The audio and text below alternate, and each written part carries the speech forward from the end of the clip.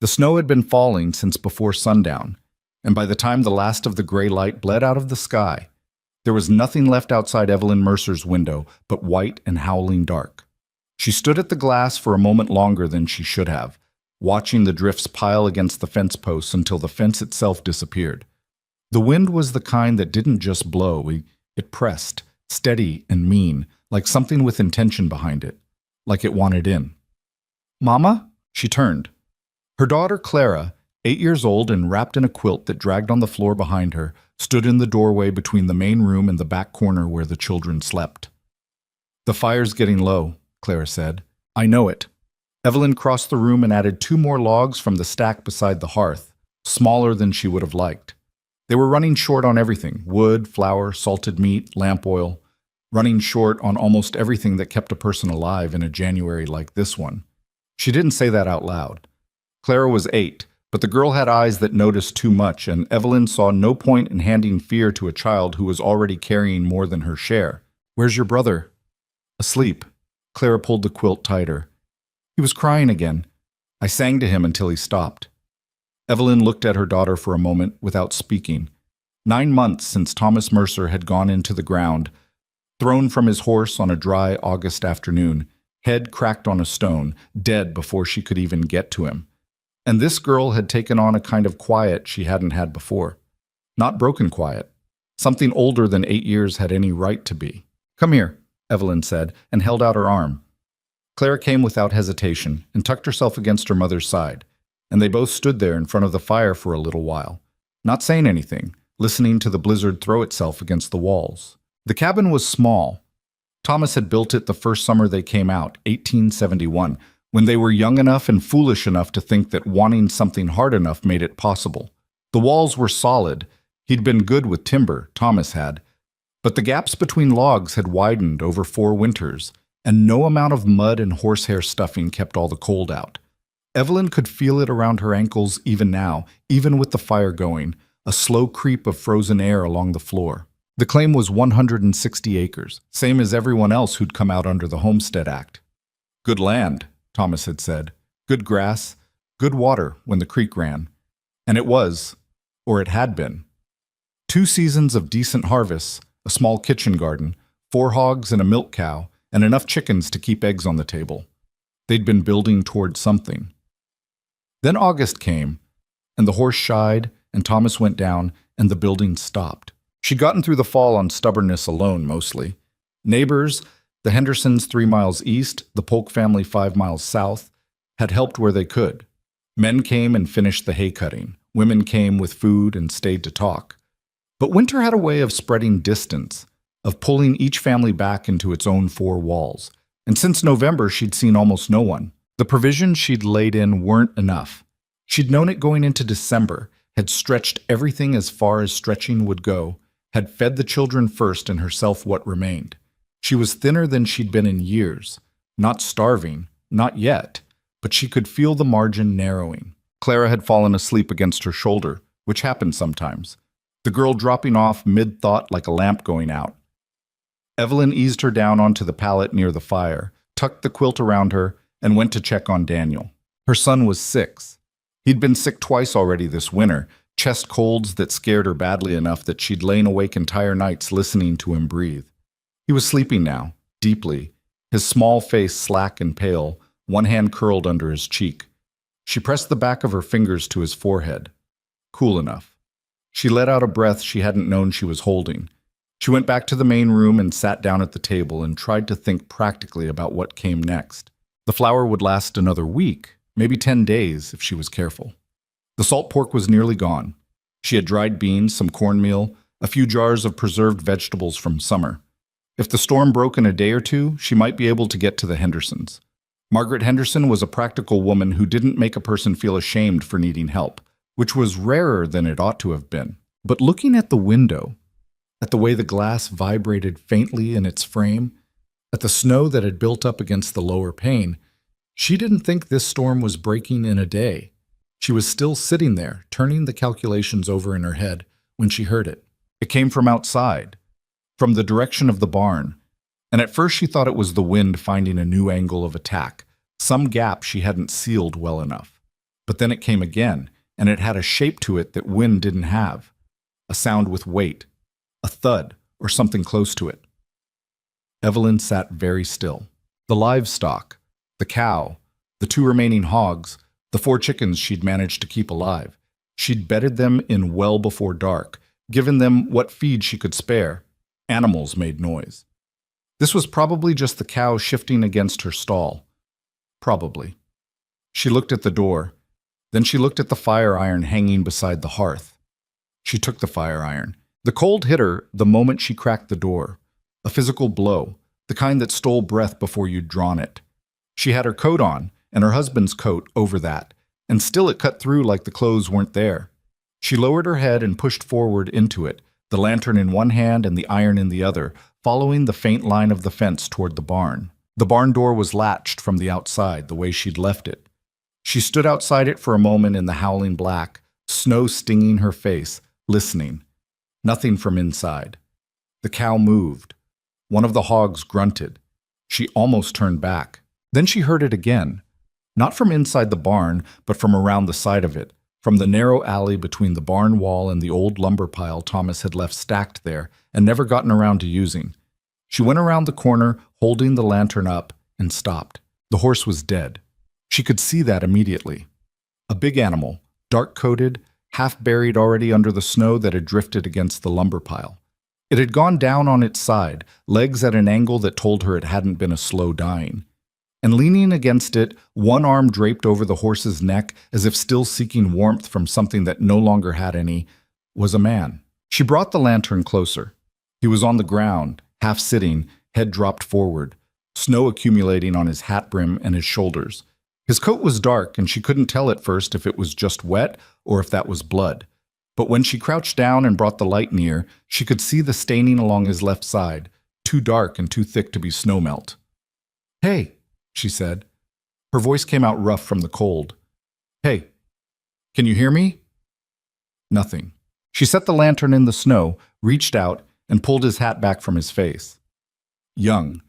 Younger than she'd expected, somewhere in his late 20s maybe, though it was hard to say with the cold doing what it did to a face.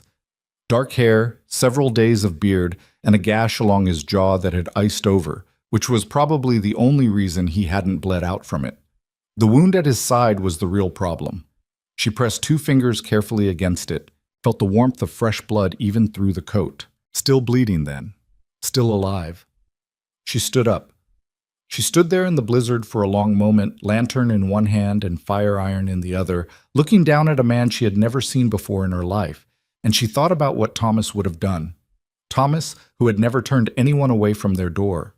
Thomas, who had said once that the frontier either made people generous or it made them animals, and he didn't intend to be an animal. She thought about her children asleep inside. She thought about how little food she had.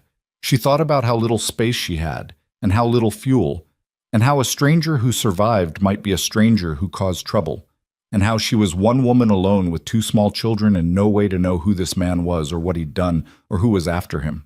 She looked at the dead horse, a well-made animal, or it had been. The saddle, she could see the corner of it under the snow, was good leather, well kept. Whatever else this man was, he hadn't been poor, or hadn't been recently. The wind shifted and drove snow directly into her face. She flinched from it, turned slightly, and in turning she saw the lantern light catch something at the man's belt.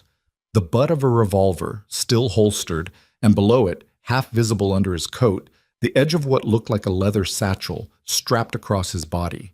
She stood there another few seconds. Then she made her decision, the way she made most decisions these days, not because she was sure it was right, but because it was the only thing she could live with. She got behind him, got her arms under his, and started dragging. But he was heavier than he looked. She got him maybe 6 feet before she had to stop and breathe, her back already screaming, snow soaking through her husband's coat at the knees. The distance from the lumber pile to the cabin door was not very far, 40 yards, maybe less. But 40 yards in knee-deep snow in a blizzard, dragging a grown man who could do nothing to help himself, was something else entirely. She made it in stages. Drag, stop, breathe. Drag, stop, breathe. She lost feeling in her fingers somewhere around the halfway point and had to keep reminding herself to keep her grip on his coat collar. By the time she got him to the cabin door, her legs were shaking and she'd bitten her lower lip hard enough to draw blood without noticing. She got the door open, got him inside, and then just sat on the floor next to him for a minute, too spent to do anything else. "Mama?" She looked up. Clara stood at the edge of the firelight in her quilt, staring at the man on the floor.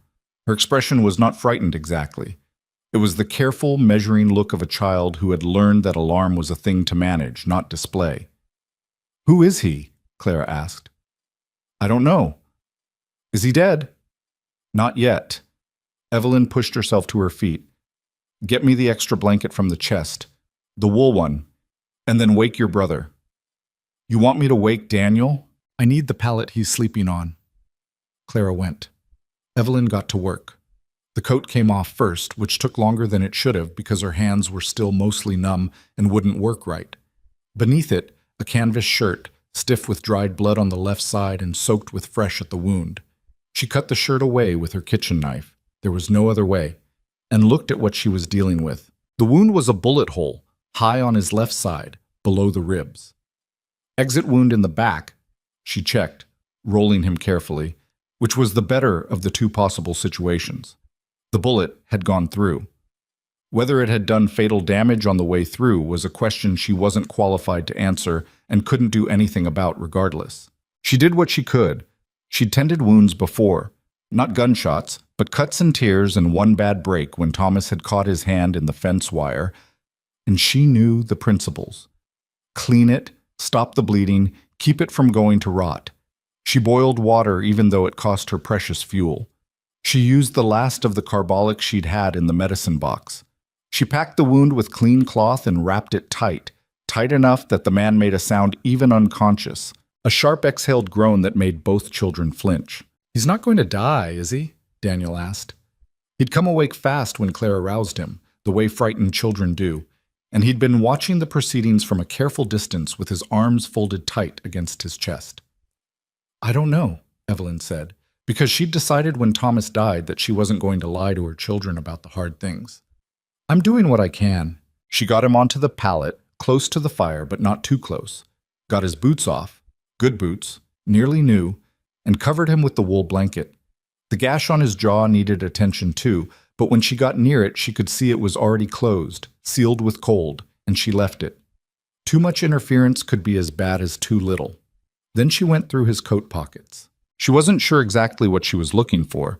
Identification, mostly, some sense of who she'd dragged into her home.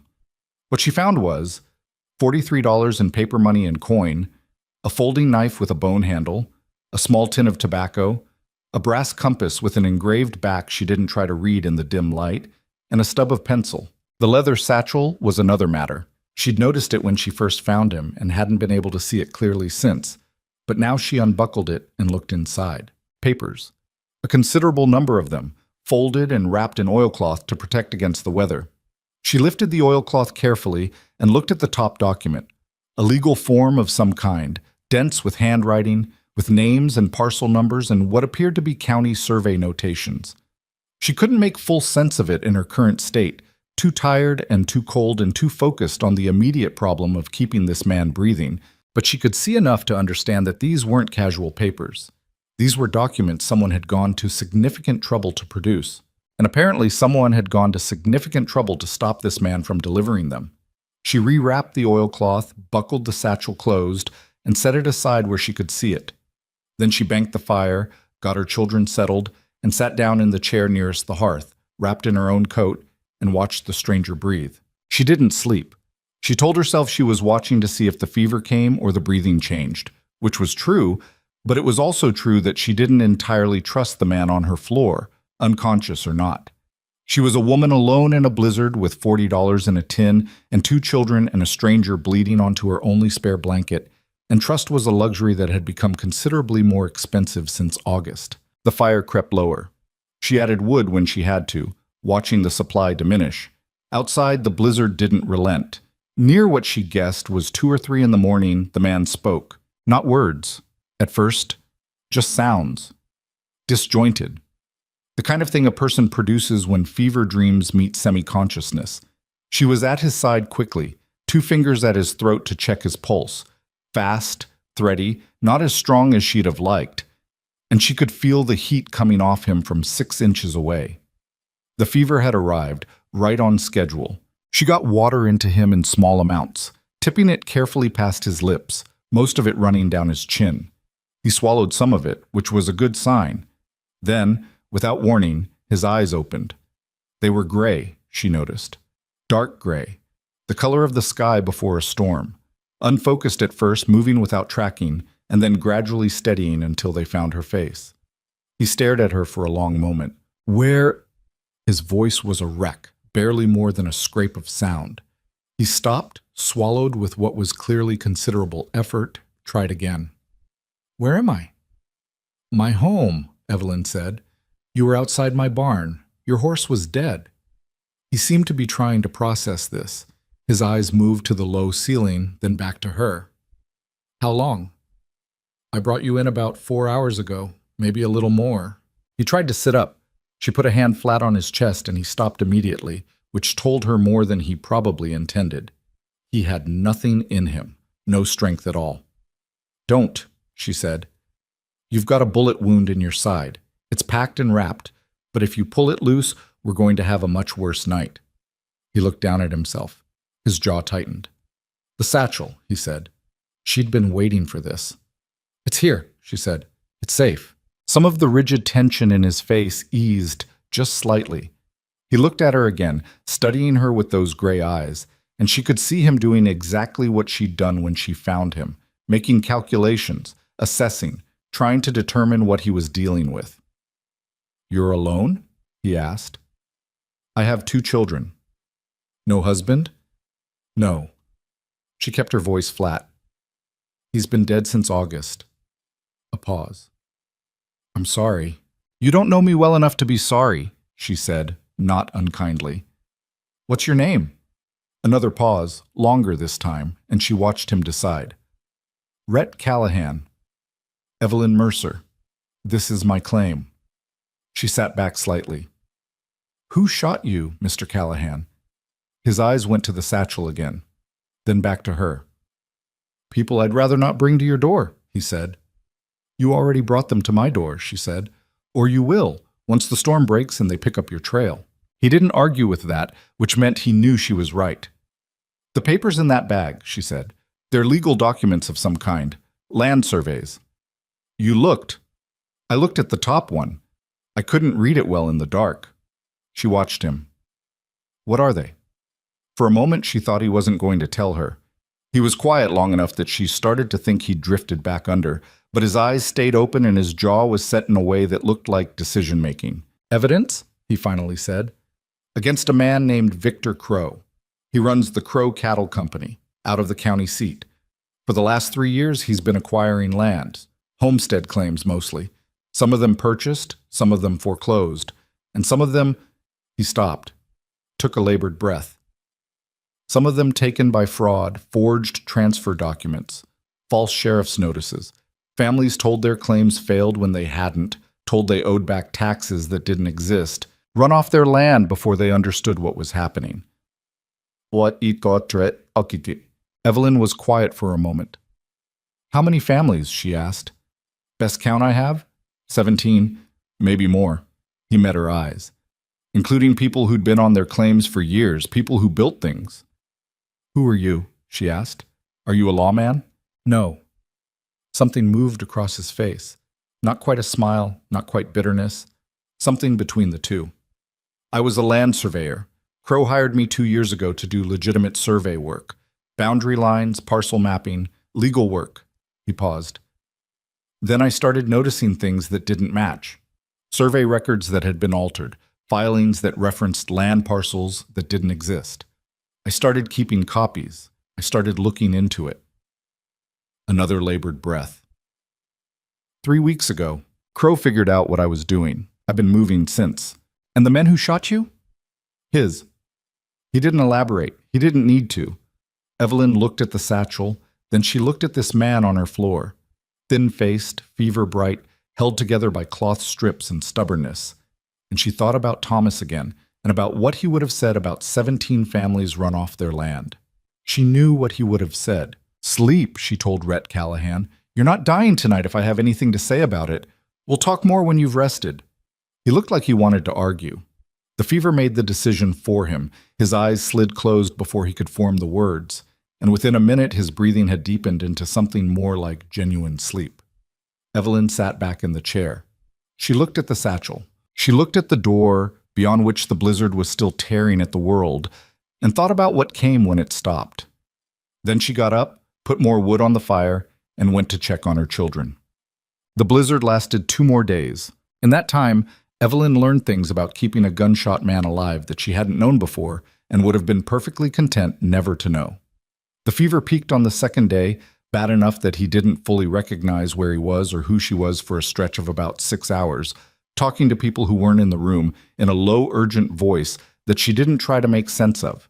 She kept him cool with wet cloths and kept water going into him and changed the wound packing twice. And on the morning of the 3rd day, the fever broke, and he woke up clear-eyed and coherent, and about 10 years older looking than when she'd first seen him. "You're better," Clara informed him, from a careful distance of about 4 feet, watching him with the unsettling directness children could bring to observation. "You were saying things yesterday that didn't make any sense." "Clara," Evelyn said. "It's all right," Rhett said. His voice still wasn't good, but it was functional. He looked at Clara with an expression that seemed genuinely interested rather than performed. "What kinds of things?" "You kept telling someone named Pete to get down," Clara said, "and you said the back fence a lot. I didn't understand what you meant." Something moved across Rhett's face, a flash of something real, quickly suppressed. "Pete was my horse," he said. Clara considered this. "I'm sorry about your horse." "Thank you." He looked at Evelyn. "I want to sit up. Let me help." She got behind him, propped him, arranged the blanket. He was pale, and he gripped the edge of the pallet when he was upright, steadying himself against the dizziness that she could see moving across his face, but he got there. "How long?" he asked. 3 days since the storm started. It's letting up now." She glanced at the window. The howling had subsided sometime in the night, replaced by a quieter snowfall, and there was actual gray light showing at the glass. "By tomorrow you'll be able to see the ground." He nodded slowly. She could see him working through calculations. "I need to move," he said. "As soon as I can." "Where are you going?" "County seat. There's a federal land office there and a deputy marshal I believe I can trust. If I can get those documents to him." He stopped. "The problem is that Crow's men know I was heading in that direction. They'll have people watching the roads." "How many men does he have?" Rhett's expression said the answer wasn't a comfortable one. "More than you'd want to think about. He pays well, and he doesn't ask questions about a man's past, so he gets a certain type." Evelyn had been standing near the table. She moved to it now and sat down, folding her hands on the surface in the way she did when she was thinking something through to its end. "And if you don't get those papers to the marshal," she asked, "then they disappear, and Crow goes on doing what he's been doing, and more families—" He didn't finish the sentence. "Like mine," she said quietly. He looked at her carefully. "Has Crow approached you?" "No one's approached me." She paused. "But there was a man in November. Came to the door, said he was from some land company I'd never heard of. Said he was interested in purchasing claims in this area. I told him I wasn't selling." "What company?" "Dunmore Land Company."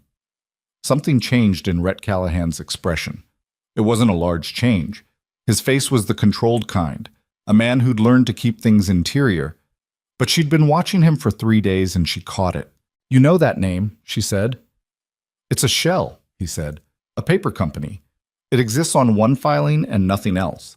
It's how Crow acquires land without his name appearing on the documents." They looked at each other across the small room. "So they've been here," Evelyn said. "Already. It's likely he's got this area flagged. Your claim, your neighbors. He identifies homesteads that might be vulnerable, widow situations, failed harvests, people in debt, and sends someone to test the water." He paused.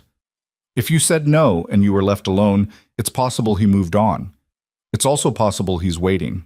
Daniel had appeared in the doorway, drawn by the conversation.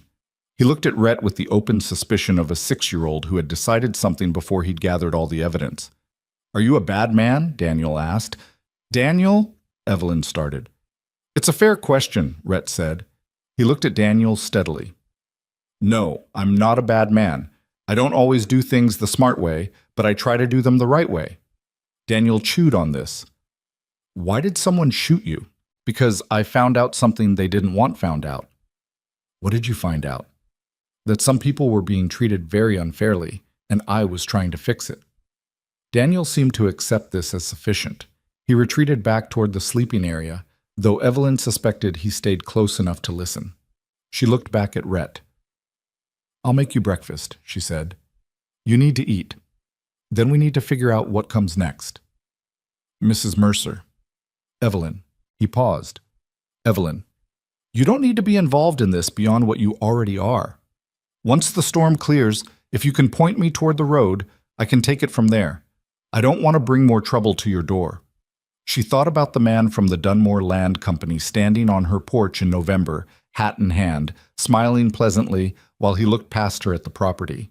She thought about 17 families. She thought about Thomas and what he would have said. Eat first, she said. Then talk. She made cornmeal porridge, thinner than she'd have liked, and she watched him eat it with the careful focus of a man who understood he needed fuel more than taste. He had the kind of discipline about it that she recognized. Not the discipline of manners, but the discipline of someone who'd gone without enough times to know that eating was a job. She ate with him. Clara ate. Daniel drifted in and ate 3 bites of his, and then forgot about it in favor of watching Rhett with the focused intensity children could direct at new things. Can you ride? She asked when the bowls were empty. Rhett considered the question with more honesty than she'd expected. Not well, he said. Not yet. The Hendersons are 3 miles east. They're good people. Margaret Henderson would help if I asked. I don't want to draw more people into this.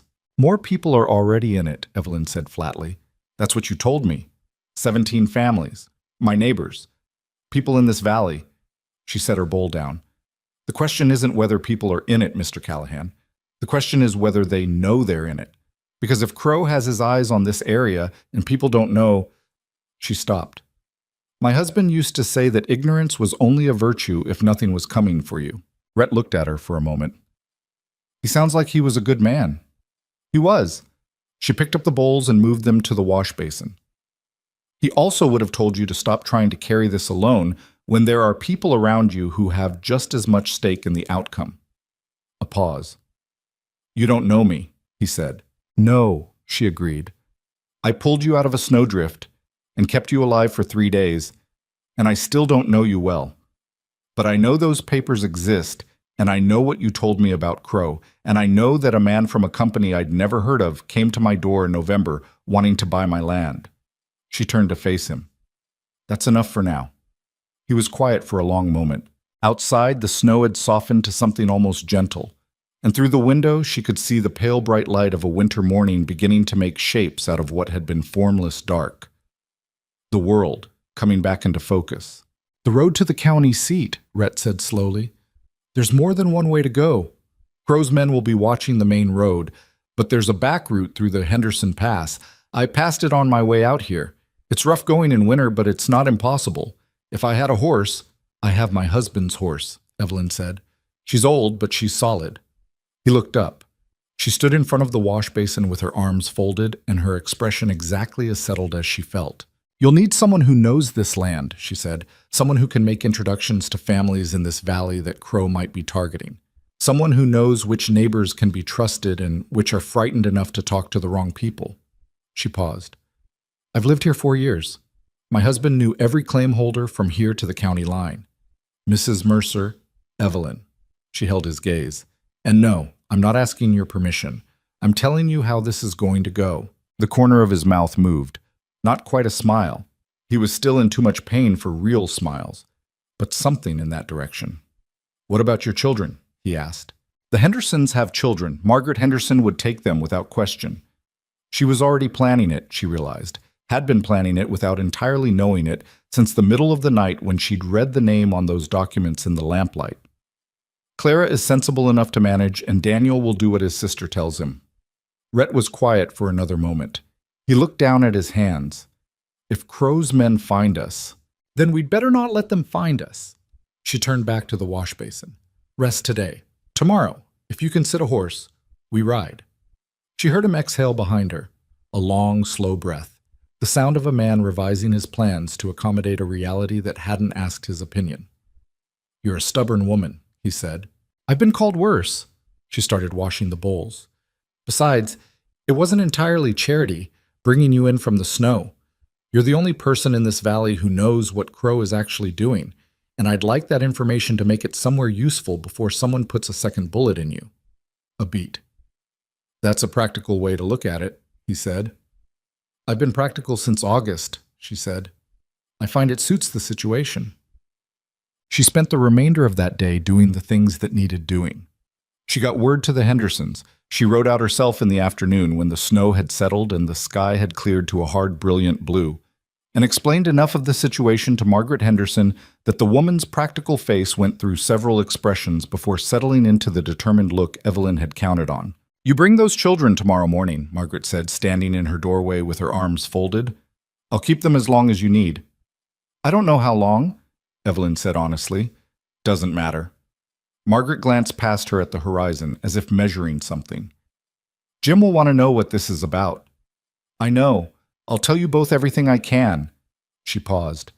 And Margaret, if anyone comes around asking questions about strangers on the road or about my place, nobody came around, Margaret said. Nobody's been here. Nobody asked us nothing. She met Evelyn's eyes. We know how this works out here, Evelyn. I know you do. She rode back as the light was going out of the sky, the horse's breath clouding in the cold air, the landscape white and still and enormous all around her. She thought about Thomas. She thought about the fact that 4 months ago she had been so exhausted by grief and so ground down by the basic work of survival that she'd started to wonder, not in the way she would ever have said out loud, whether there was any particular reason to keep going.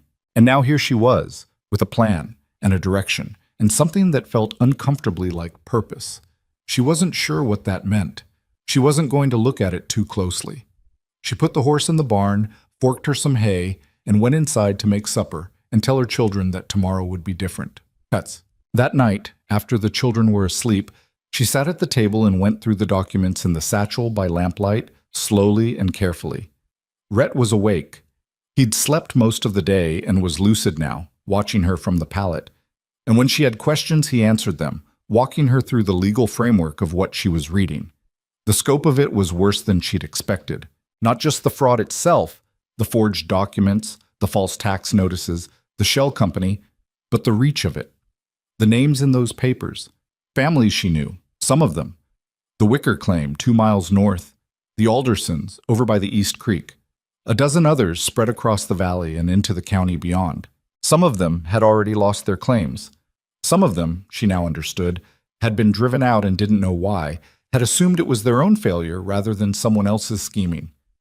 She set down the last paper and sat quietly for a moment. When you get this to the marshal, she said, what happens? That depends on the marshal. He paused. There's a federal judge scheduled to come through the county seat in late February. If we can get the documents authenticated and filed before then, there's a chance, a real one, of having the fraudulent transfers reversed, getting the land back to the families who lost it. A chance, she said. There are no certainties in this, he said. I won't pretend there are. She looked at him steadily. I'm not asking for certainties. I'm asking for honest odds. He considered this. If we get those papers to someone who will actually act on them, better than even. The evidence is solid. I'm careful. Something moved in his face. Was careful. She almost said something about Pete the horse and stopped herself. Some grief you didn't poke at, not when you'd just met the person. Go to sleep, she said instead. You'll need it. She packed the documents back into the satchel, buckled it closed, and set it near the door where they'd take it in the morning. Then she looked at the fire, and at this stranger sleeping on her floor who had come out of the blizzard with evidence of something worth fighting, and at the document on the table that had a name on it she recognized, her neighbor's name, the name of a family she'd broken bread with. And she made the decision all the way to the bottom of it. She wasn't doing this for Rhett Callahan. She wasn't doing it for Thomas, or not only for Thomas. She was doing it because the man from the Dunmore Land Company had stood on her porch and looked at her claim with his pleasant smile, and somewhere in this valley there were families who hadn't said no in time, or hadn't known they needed to. She blew out the lamp. Outside, the snow lay clean and still and deep in every direction, and the stars were out for the first time in days, hard and cold and brilliantly indifferent. Tomorrow, they would ride. They rode out before first light. Evelyn had made that decision the night before and held to it, because daylight in open country with a man on a slow horse was a different kind of danger than darkness on a road she'd traveled 100 times. She knew the way to the Henderson place blindfolded, and from there, Rhett had described the back route well enough that she thought she could manage it. The main road was the faster way and the more visible one, and visible was the last thing they needed to be. Getting Rhett onto Thomas's horse was its own ordeal. He didn't complain. She was starting to understand that he wasn't a man who complained much, which was either a virtue or a problem depending on the context. But she could see what it cost him, the way his jaw locked and his shoulders went rigid when he lifted himself into the saddle. The wound was healing, or starting to. It wasn't healed. "You can tell me if you need to stop," she said. "I know." He gathered the reins, settled. "I'll tell you." She didn't entirely believe him, but she let it go. Clara stood in the Henderson doorway with Daniel pressed against her side, watching them prepare to leave. Daniel had cried, briefly and with the particular shame of a 6-year-old who understood that crying was happening and couldn't stop it. Clara had not cried, which worried Evelyn more. She went to them one last time, crouched down to their level. "I don't know how many days," she said. "You mind Margaret. You help with whatever needs doing. Clara, if Daniel gets difficult—" "I know," Clara said. "I know, Mama." Evelyn looked at her daughter's face, that old, careful face on a child's bones, and felt something in her chest that didn't have a clean name. "I'll be back," she said. "I know that too," Clara said, and the steadiness in it was either a comfort or a heartbreak, and Evelyn didn't stay long enough to decide which. They rode north and east, keeping to the tree line where the trail was packed enough by deer and the occasional passing wagon to hold the horses without too much floundering in the drifts. The air was bitter, the kind of cold that dried the inside of your nose and made your eyes water constantly, and conversation was limited to necessity for the first hour. Evelyn watched the horizon. Rhett watched everything else. It was around the 2nd mile that he said quietly, "Someone's been through here recently." She looked where he was looking. Tracks in the snow, cutting across the trail at an angle, heading south. 2 horses, maybe 3, the prints deep and recent enough to still have clean edges. "Could be anyone," she said. "Could be." He didn't sound convinced, and she didn't try to convince him further. They both knew the math. The storm had ended less than a day ago. Traffic on these back trails in January was not a common thing. They moved faster after that, as fast as the snow would allow, which wasn't fast. The Henderson Pass, which wasn't really a pass, just a low spot in a ridgeline that locals had started calling that at some point, and the name had stuck, opened into a long descent toward the valley floor, and the road that led eventually to the county seat. Evelyn had come through it twice before, both times in better conditions. The snow had drifted on the western face, and they had to dismount and lead the horses through one particularly unpleasant stretch. Evelyn sinking to her thighs while Rhett, still on foot beside her, moved carefully and said nothing about the fact that every step was visibly costing him. On the other side, where the ground flattened and the trees opened up, he stopped. "I need a minute," he said. Not asking, just stating, "Take it." He sat down on a fallen log with the careful deliberateness of someone managing pain, and she pretended to check the horses while he got his breathing back under control. She'd known men who would have rather fallen off their horse than admit to that kind of need. The fact that he'd said it at all was something. "There's a town called Ridgeback about 8 miles from here," he said, when his color had come back to something approximating normal. "Small. A general store, a livery, a saloon that doubles as a boarding house.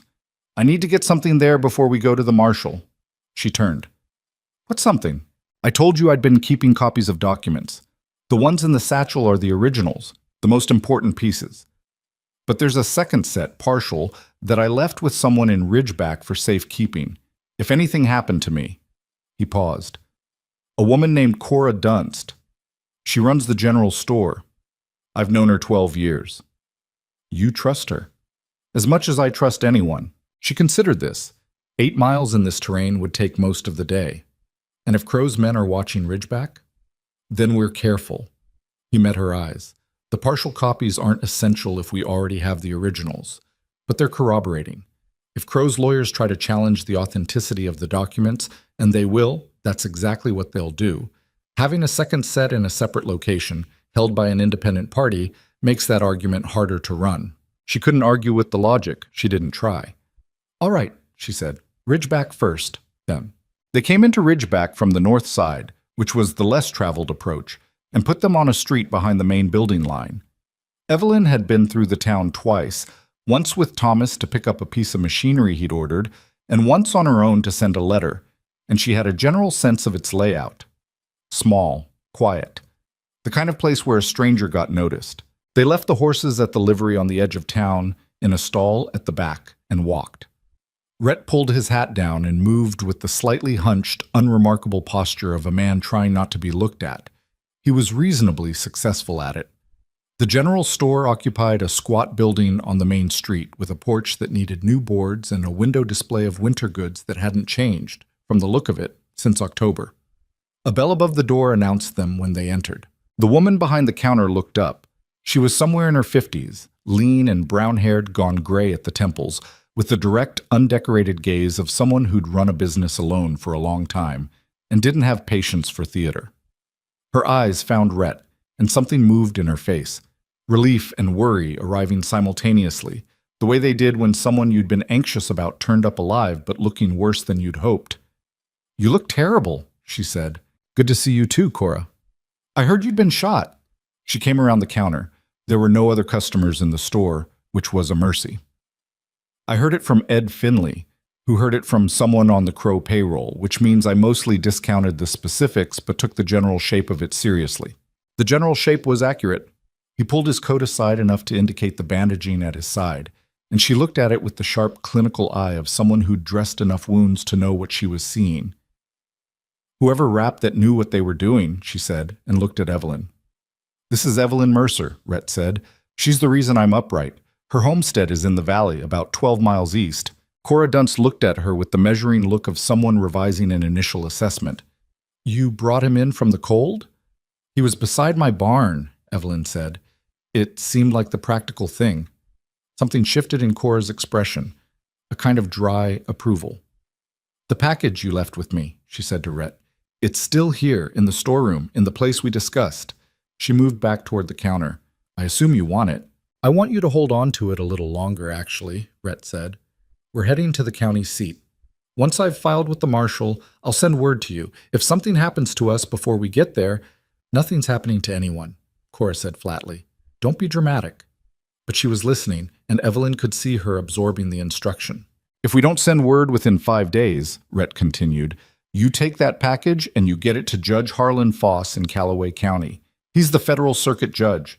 He'll be in the county seat for his February session, but his home court is Callaway. Do you understand?" "I'm not an idiot, Rhett."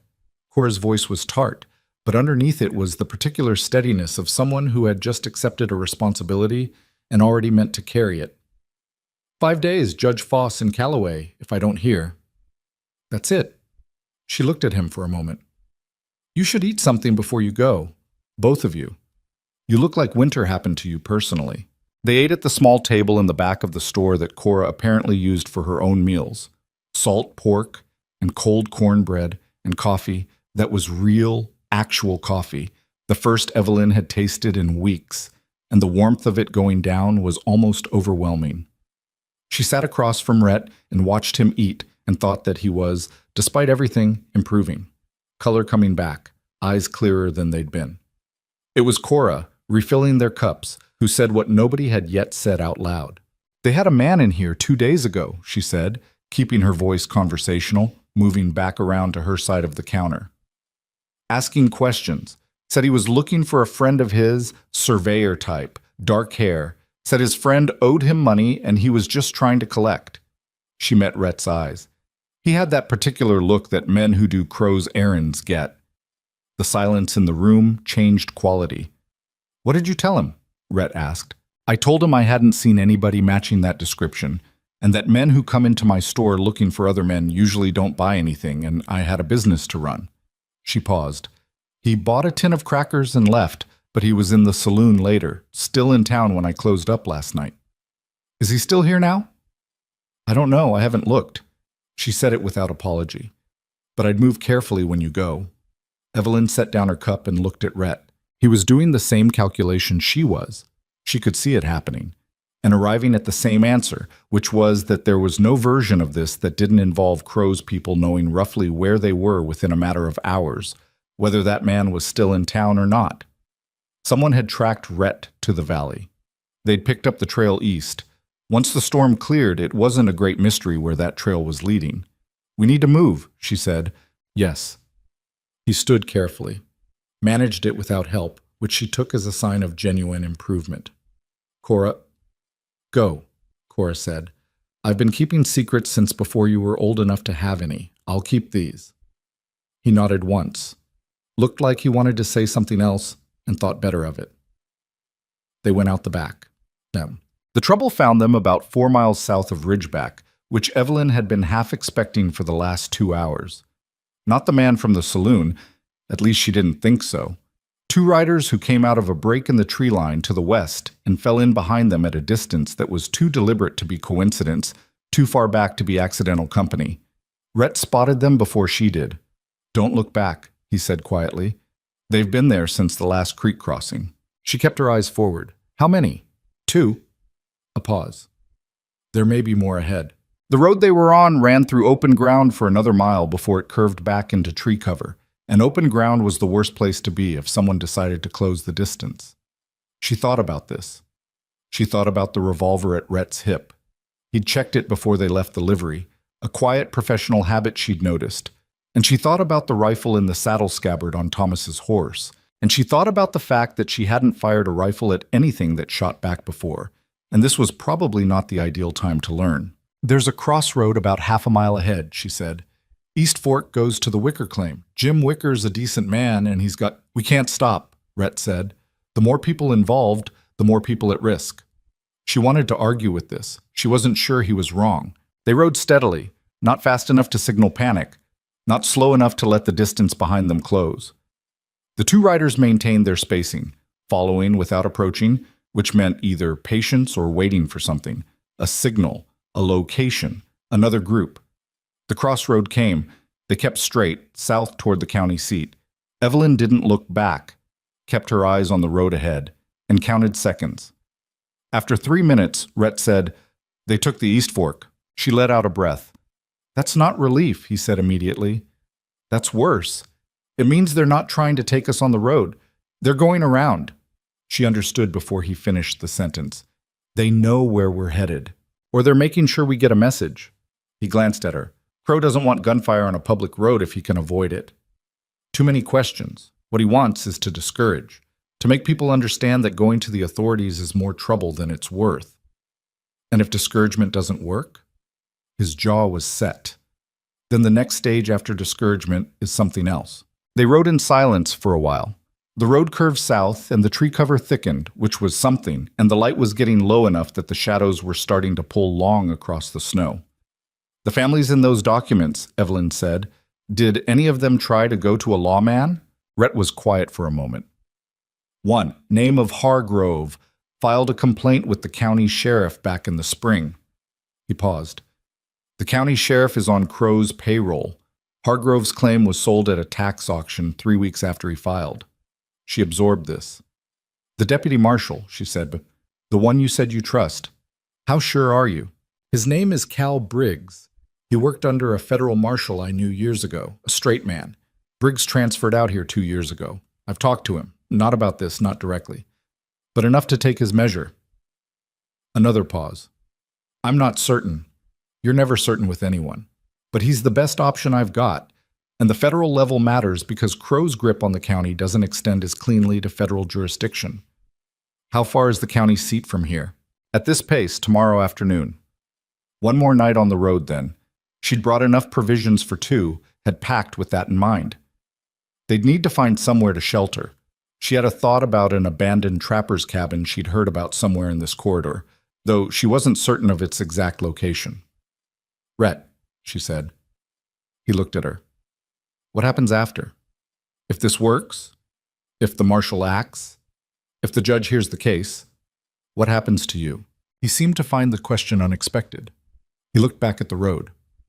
"I don't know," he said, with the careful honesty of someone who'd avoided thinking about it. "I've been focused on the getting there. The after has been hard to think about." "Why?" A long pause. "I had a life," he said. "Before all this, work I was good at. A contract with the Crow survey team, which was steady money. I had a room at a boarding house in the county seat and a routine, and..." He stopped. "It's gone. Whether we win or lose, I can't go back to the way it was. Crow knows who I am. Even convicted, he'll have people. And I spent 2 years on his land, which means I know people who'll want no part of whatever comes next." She thought about this, about the particular loneliness of it, not the dramatic loneliness, but the practical kind, the kind that came from having burned a path behind you that you couldn't walk back on. "I know something about that," she said. He glanced at her. "When Thomas died," she said, "I spent about a month trying to figure out how to go back to the way things were. Making his coffee in the morning out of habit. Planning the spring planting the way we'd always planned it together." She watched the road ahead. "Eventually I understood that the before was over. That wasn't the same thing as the after being bad. It was just different. Everything after is different." He didn't say anything for a while. "You're a practical woman," he finally said. "I keep hearing that." Something moved in his face that was closer to a real smile than anything she'd seen from him yet. It changed him, made him look younger and tired and more real. "The people in this valley," he said, "the families whose names are in those documents, some of them don't know yet what was done to them. What I've never been able to figure out is how you tell someone that the thing they thought was their own failure was actually someone else's crime, whether that makes it better or worse." She thought about the Aldersons who'd packed up last October and gone back east, defeated, talking about how they just hadn't been cut out for the frontier life. She'd thought they were probably right. She'd watched them go and felt a vague sadness and then gotten on with her own problems. "Worse and better at the same time," she said. "It's not their fault. That matters. But it also means they lost something they didn't have to lose, and knowing why doesn't give it back." "No," he said. "It doesn't." They rode another mile in the darkening afternoon, and then Evelyn said, "There's a creek crossing ahead. Beyond it, if I'm right, there's a stand of cottonwoods about a quarter-mile east that would give us cover to camp. I'd rather not be on an open road after dark." "Agreed." "Can you manage the crossing?" He looked at the creek as they approached it, shallow, mostly frozen at the edges, moving dark water in the center channel. "Yes," he said. And this time, she believed him. They made camp in the cottonwoods, which turned out to be a decent spot. The trees broke the wind on 3 sides, and there was a deadfall she could strip for firewood. Rhett unsaddled both horses without being asked, and she didn't comment on the pace at which he did it, which was slower than it would have been for an uninjured man, but functional. He knew what he was doing with horses, she noticed. Patient with them. That tended to say something about a person. She built a small fire, small enough to give heat without broadcasting much light through the trees, and they ate from what she'd packed: dried meat, hard biscuits, apples that had kept surprisingly well in the cold, and sat across the fire from each other in the way that people who've been thrown together by circumstance sit, aware of the strangeness of it, too practical to do anything other than get on. "Tell me about your family," she said, not because she was making conversation exactly, but because she'd been thinking about it and thought she'd rather know. He looked up from the fire. "Why?" "Because I've been alone with you on a road for most of a day, and I know what you do for work and who's trying to kill you and nothing else." He looked back at the fire. "Not much to tell. My father ran cattle in the Texas Panhandle. I grew up doing that until I was about 17 and realized I didn't want to spend my life smelling like cattle.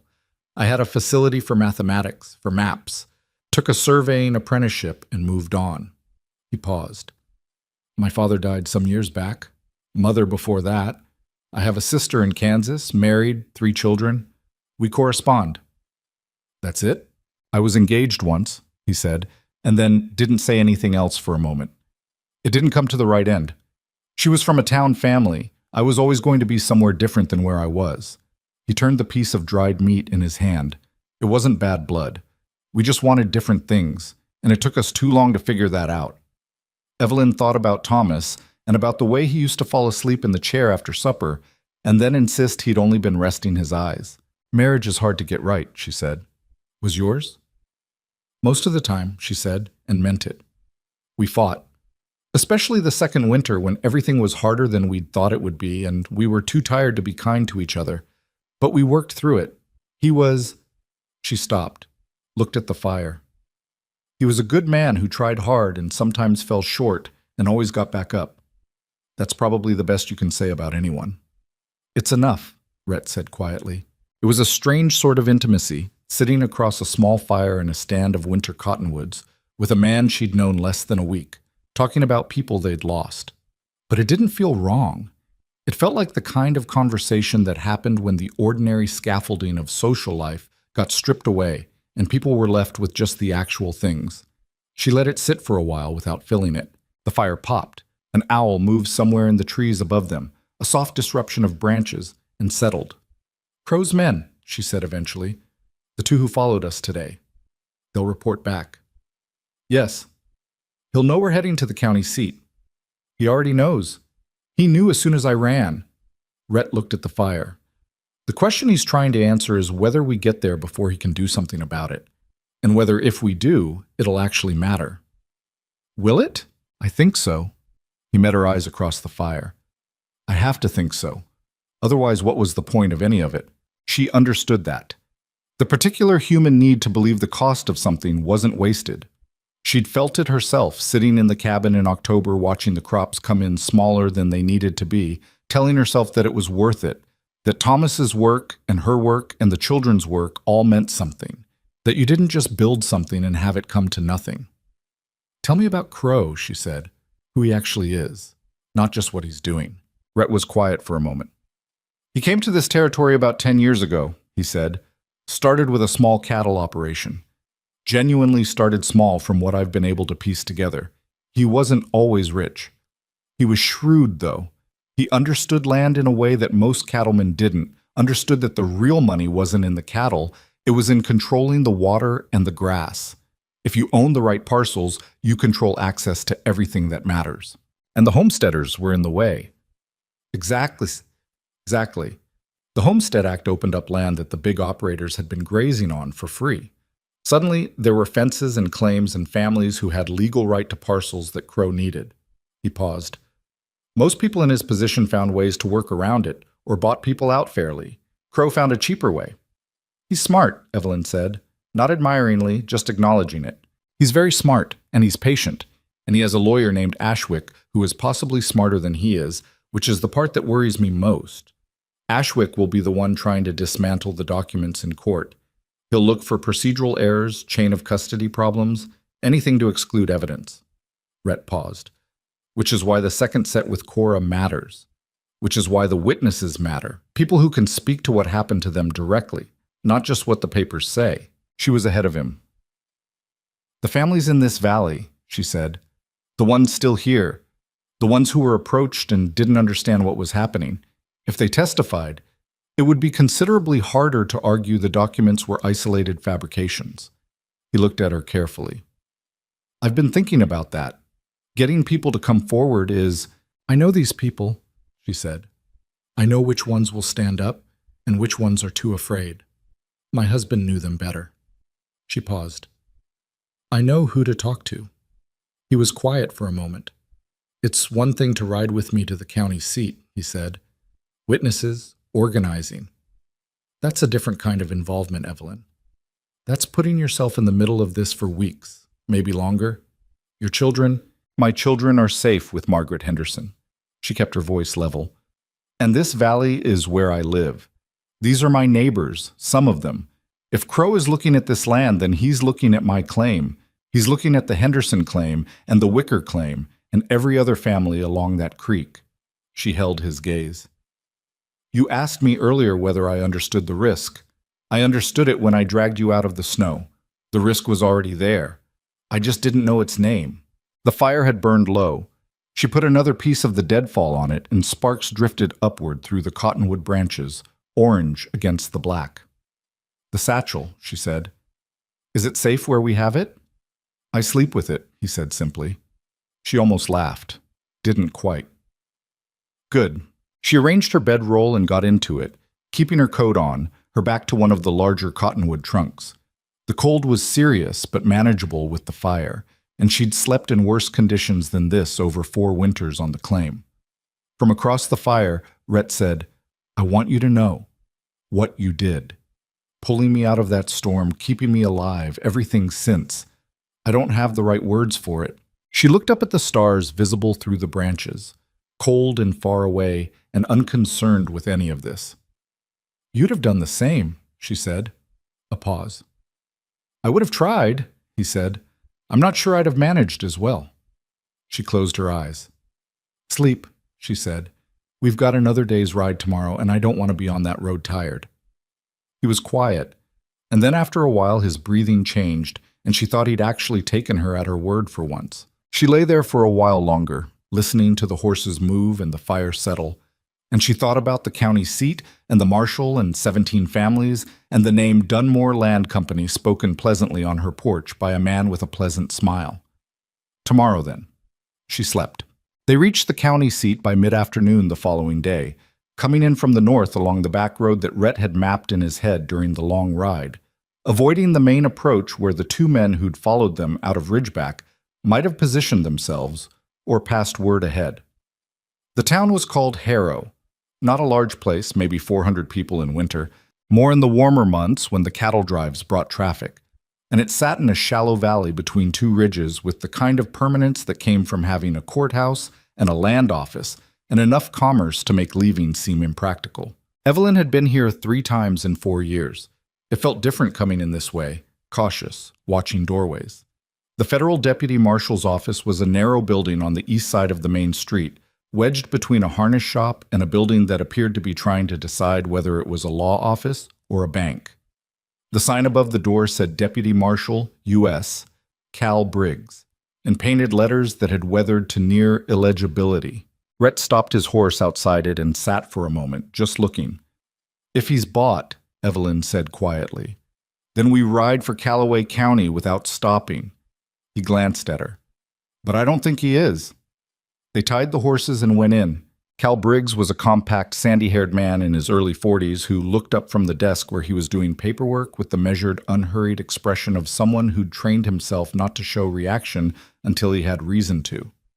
He looked at Rhett. He looked at Evelyn. He looked at the leather satchel under Rhett's arm. "Callahan," he said. Not a greeting exactly, more like confirmation of a thought he'd been having. "Marshal." Rhett put the satchel on the desk. "I need about an hour of your time."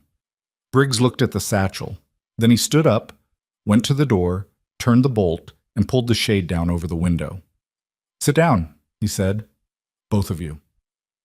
The hour turned into 3.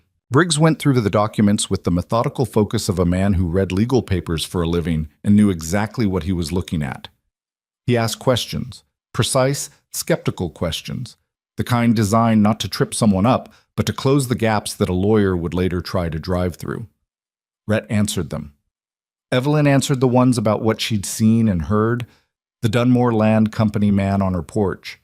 The names of neighbors she knew had been approached. At some point, Briggs's deputy, a younger man named Oates, who'd been introduced briefly and then mostly stayed quiet, brought coffee. Nobody thanked him. Everyone kept going. When it was done, Briggs sat back in his chair and looked at the ceiling for a long moment. "This is enough to open a federal investigation," he said. "Whether it's enough to convict depends on the judge and what Crow's lawyer does with it." He looked at Rhett. "You understand that filing this officially puts you at considerable risk." "I've been at risk for 3 weeks," Rhett said. "At least this way the risk is pointed at something." Briggs almost smiled. Didn't quite. "I'll need you available. You can't disappear after you file. You'll need to be a witness, and you'll need to be findable. That means staying in Harrow or close to it." "I understand. And you?" He looked at Evelyn. "The neighbors you mentioned, the families who were approached, who might have documentation or testimony. Can you get them to come forward?" "Some of them," she said honestly. "Others are frightened. Some have already left. She thought of the Aldersons. But enough. I think enough. It'll need to be more than enough, Briggs said. It'll need to be convincing. Crow has 3 county officials in his pocket that I know of, and probably more I don't. The county level is compromised. This goes federal or it doesn't go. He filed the paperwork that evening himself, before anyone could find a reason to stop him. The complications began within 48 hours, which was faster than Evelyn had expected and about exactly as fast as Rhett had. They were staying at separate rooms in the Harrow boarding house. She'd insisted on that, with a firmness that had made the landlady's eyebrows rise in a way Evelyn had declined to address. When the first sign came, a window broken on the ground floor. Nothing taken. A message written in chalk on the wall of the stable where their horses were kept. Let it go. Briggs documented it. Rhett was unsurprised. Evelyn was angry, which she found more useful than frightened. She spent 3 days in Harrow sending letters. To the Henderson place, to the Wicker claim, to 4 other families she knew by name and situation, asking them to come to town or at least to send word through Briggs's office that they were willing to speak. She wrote the letters herself, in her own handwriting, careful and plain. She didn't dress it up, and she didn't downplay it. She told them what was happening and what was at stake, and left the deciding to them. Then she told Rhett she needed to go back. Back where? He asked. They were in the small dining room of the boarding house after supper, most of the other guests having gone up. The valley. My claim. I have children with the Hendersons, and I've been gone nearly a week, and I need to talk to people in person, not by letter. She kept her voice low. Letters can be intercepted, and some of these families, Jim Wicker, the Lundgrens, they need to hear it from someone they know, not from a federal marshal they've never met. It's not safe. Harrow isn't safe either. She nodded toward the window. Let it go. At least in the valley, I know the roads. He didn't like it. She could see him not liking it, and she gave him the time to work through it without rushing him, because she'd found that worked better than argument with a man who was used to thinking problems through. I'm coming with you, he said. Briggs needs you here. Briggs needs me alive. He met her eyes. And you going back into that valley alone, with Crow's men already knowing you're involved? That's not something I'm going to let happen without at least the argument. You've made the argument, she said. Now let me make mine. If we both go back, there's no one in Harrow keeping this moving. Briggs is solid, but he needs pressure maintained. Someone needs to be here when those letters get answered. She paused. I'll take Oates. Briggs's deputy? He's young, but he's capable. And he's federal, which means something if Crow's men try anything overt. She watched him. I'll be back within the week. I'll bring whoever I can. He was quiet for a moment. You're going to do this whether I agree or not, he said. Yes. Then at least take the rifle. It's Thomas's rifle. It's already mine. Another silence. Be careful, he said, and it came out with more weight behind it than the words strictly contained, the kind of weight that accumulates when people have been through something together and haven't yet found the language for what that means. Always, she said, which was not precisely true, but was the right answer. She left the next morning with Oates, who was 26 and earnest and moved through the world with the barely contained energy of someone who hadn't yet been disappointed enough times to learn restraint. He wasn't bad company. He asked good questions and listened to the answers, which was rarer than it should have been. The valley looked the same as she'd left it. Snow still deep, sky that flat white of midwinter, the familiar shape of the hills she'd looked at every day for 4 years. Her claim, when they reached it, stood silent and intact. Nobody had been through it that she could see. No signs of disturbance. The barn was as she'd left it. She stood outside the cabin door for a moment before opening it. Inside, the smell of wood and cold, and the particular emptiness of a place that hasn't had people in it. She built a fire and stood in front of it until some of the cold left her bones, and then she went to get her children. Clara and Daniel came across the Henderson yard at a run. Well, Daniel ran, arms out, crashing into her at the knees with enough force to nearly take her down. Clara walked, which was almost worse, because the walk was the walk of someone who'd been holding themselves together and was only now starting to let the seams relax. Evelyn held them both until Daniel started to squirm, and then she kept holding Clara another moment. Were you scared? She asked. Some, Clara said against her shoulder, then pulling back, composing herself. Are you done? Not yet. Clara absorbed this. How much longer? I don't know exactly, but I'm here now, and tomorrow I need you to come with me to talk to some people. Clara looked at her with those old 8-year-old eyes. What people? Neighbors, Evelyn said. People who need to hear something important. She spent 2 days moving through the valley, sometimes with Oates, sometimes alone on horseback, stopping at claims she knew.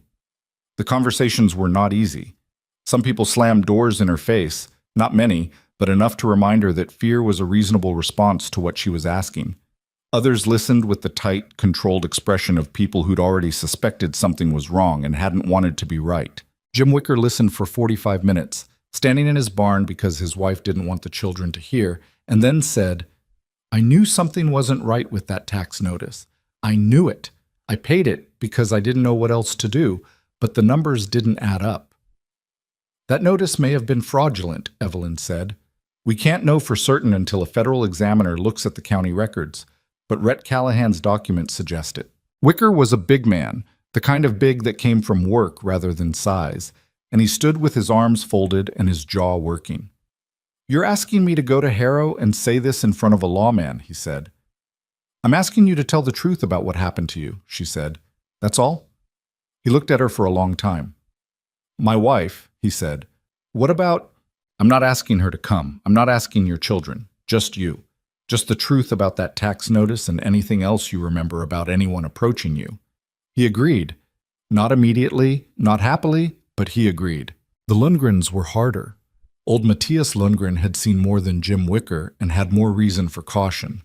He'd been in the valley longer, had watched the Aldersons leave, had watched 2 other families before them pack up under circumstances he'd never quite understood.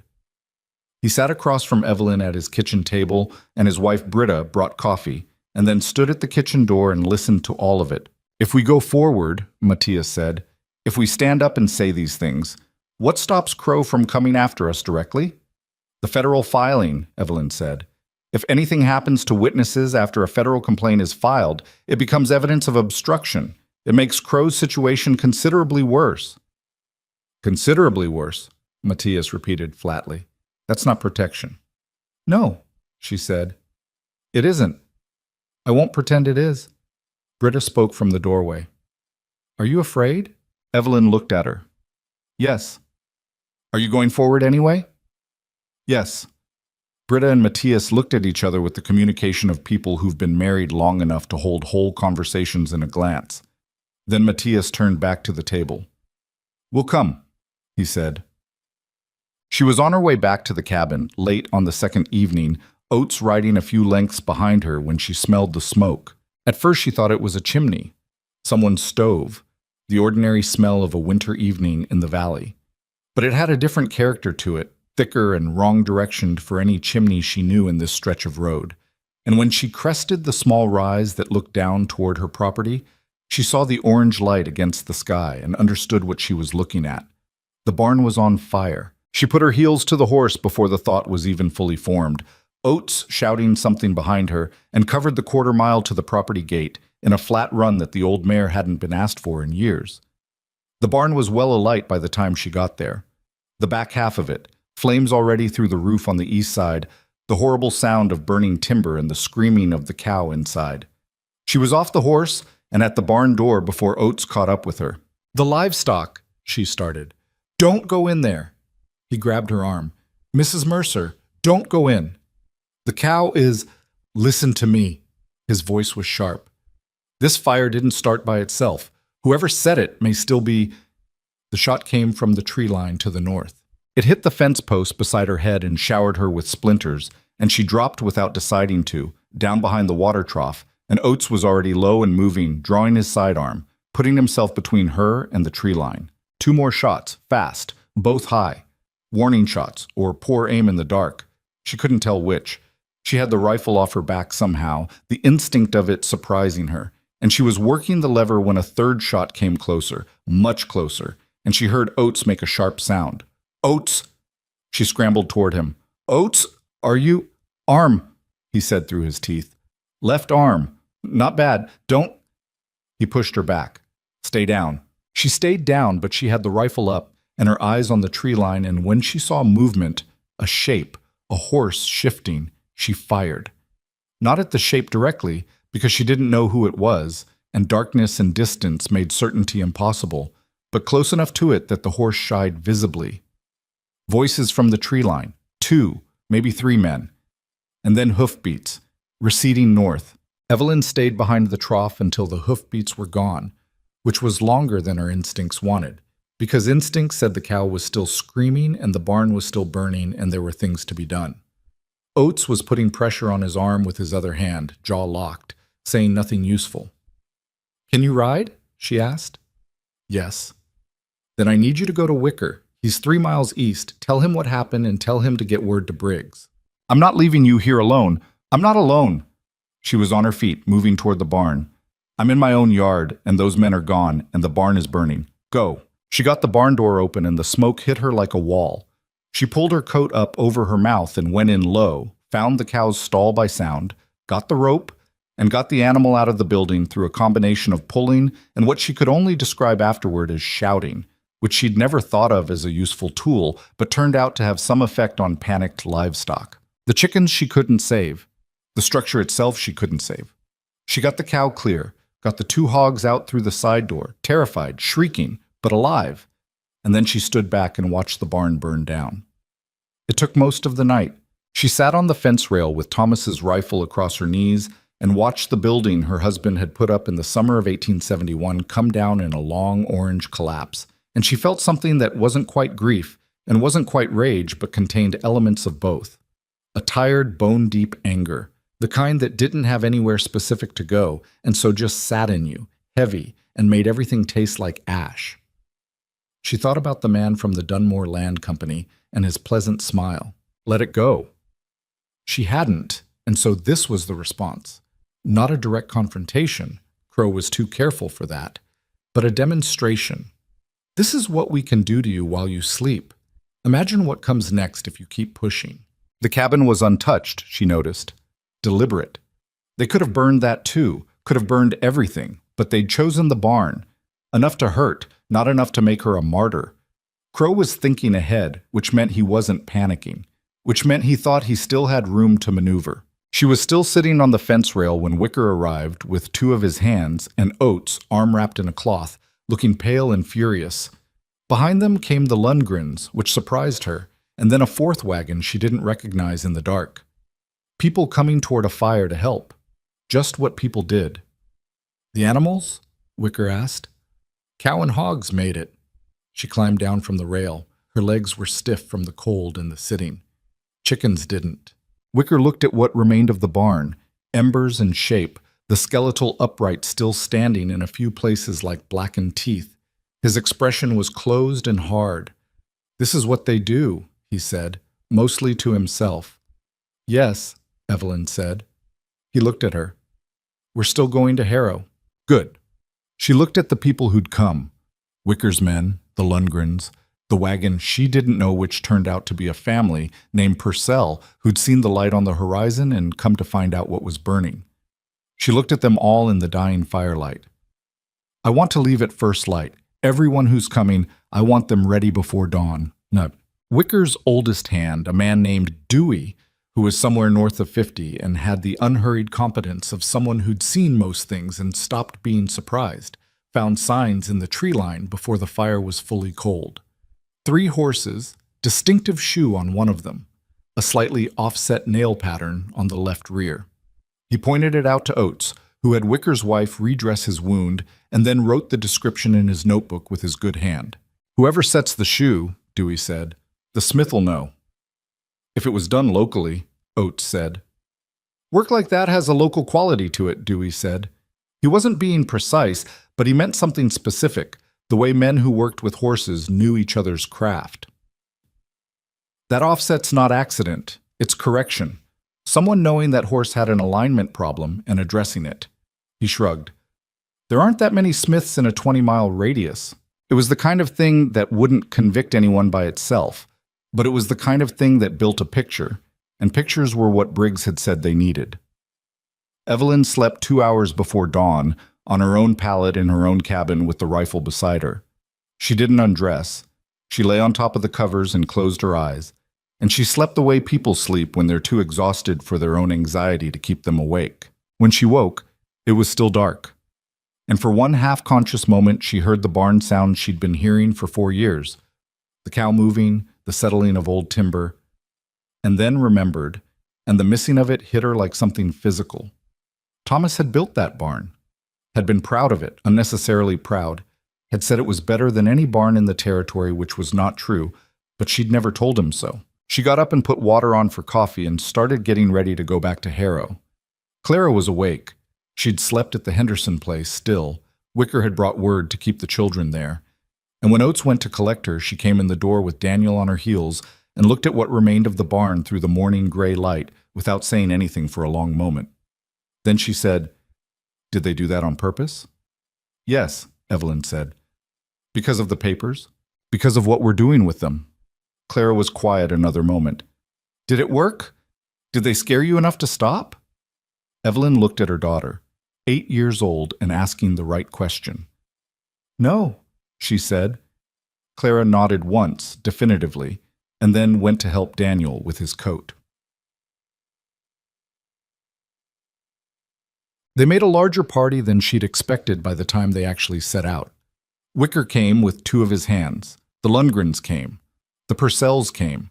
Their name was Reed Purcell, wife named June, and Reed had a quiet intensity about him that suggested he'd made the decision and wouldn't revisit it. A man named Colton Marsh, who Evelyn knew slightly as someone who'd farmed the North Ridge for 2 years and kept to himself, showed up at her cabin door in the gray pre-dawn with his hat in his hands. "I heard what happened," he said. "I heard who did it. I've been waiting for a reason to say something." He paused. "I've got a tax notice I don't think is real." "Come with us," she said. He came. 8 adults, counting herself and Oates. Not a crowd, but more than she'd had. And when they rode out in the early light with the ruined barn behind them and the clean, cold air ahead, and the county seat a day's ride south, it felt like something that had been scattered was starting to gather weight. It was Oates who fell back alongside her about an hour into the ride and said quietly, "You know Crow will find out about this before we get there." "I know," she said. "He might try to move on the documents. On Briggs." "I know that too." She watched the road.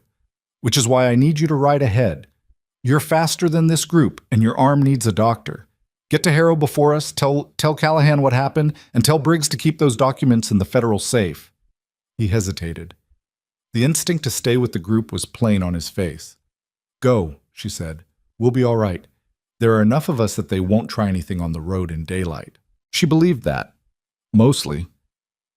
Crow was careful, and Crow had a lawyer who would be screaming at him right now about the cost of too visible violence, with a federal investigation newly opened. The barn was the kind of act that left no proof of origin. Attacking a group of settlers in daylight on a public road was something else. Oates went. The group moved south, steady, nobody talking much.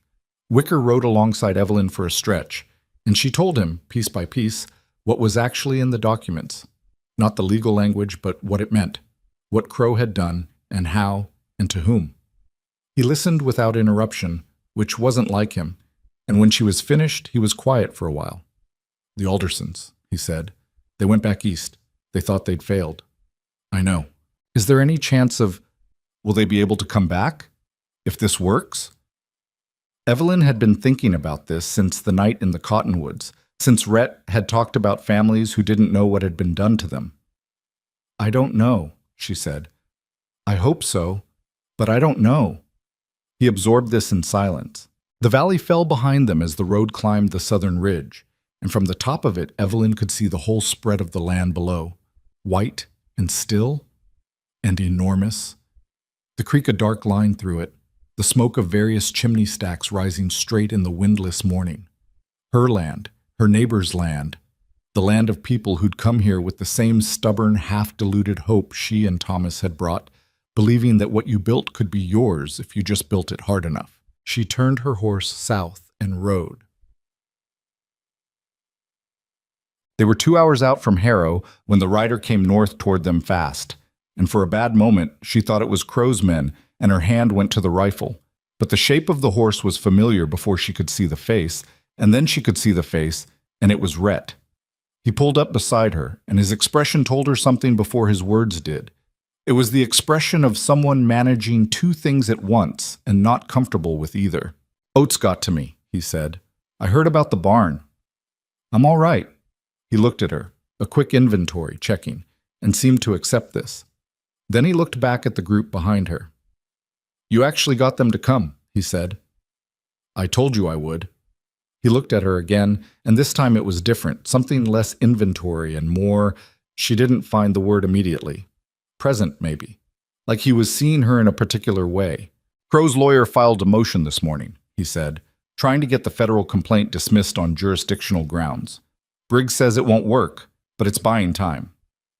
"Of course it is," Evelyn said. "That's what lawyers do with time." She looked ahead at the road toward Harrow. How solid is Briggs's position? Solid. But the motion put the documents under a technical hold while the jurisdictional question is argued.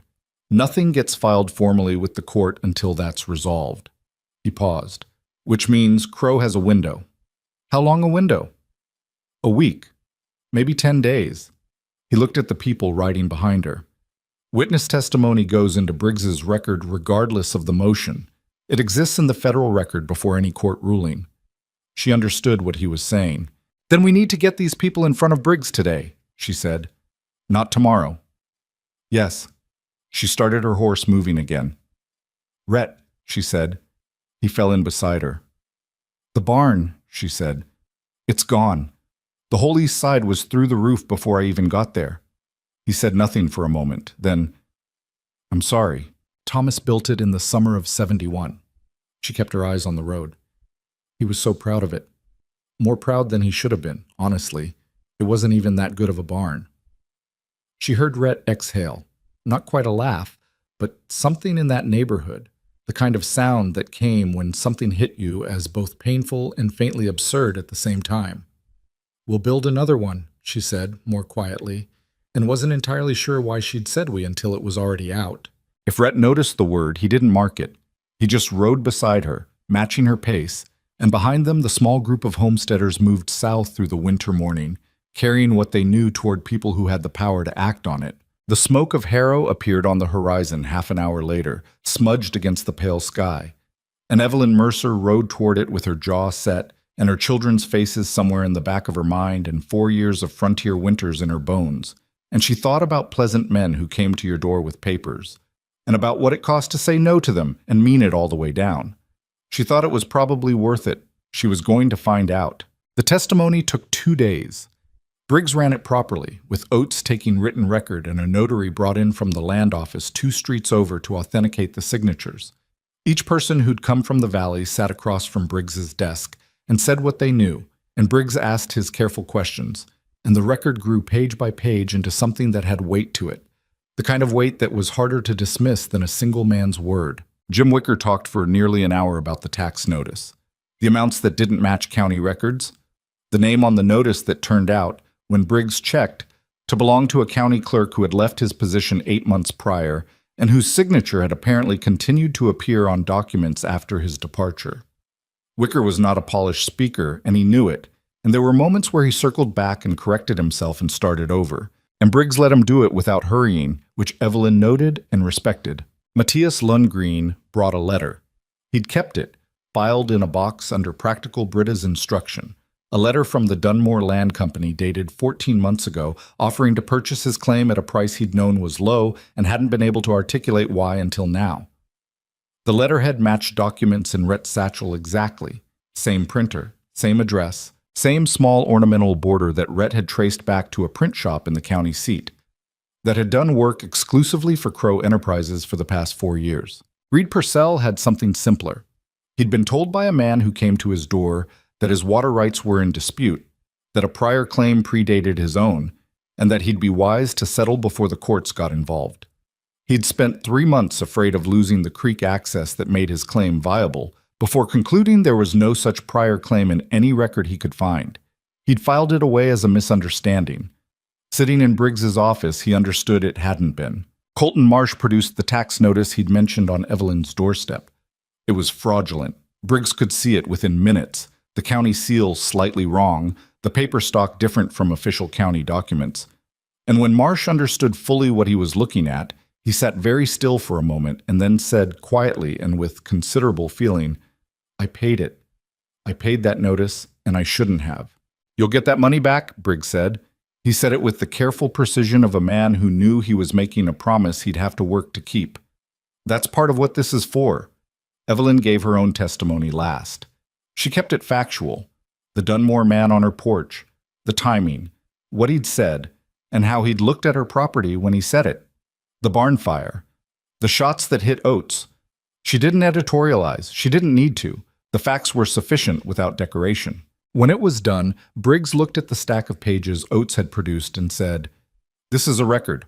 Whatever Crow's lawyer does with the jurisdictional motion, this record exists now, and it's federal." "How long until the motion is decided?" Rhett asked. He'd sat in on the testimony sessions, mostly quiet, present.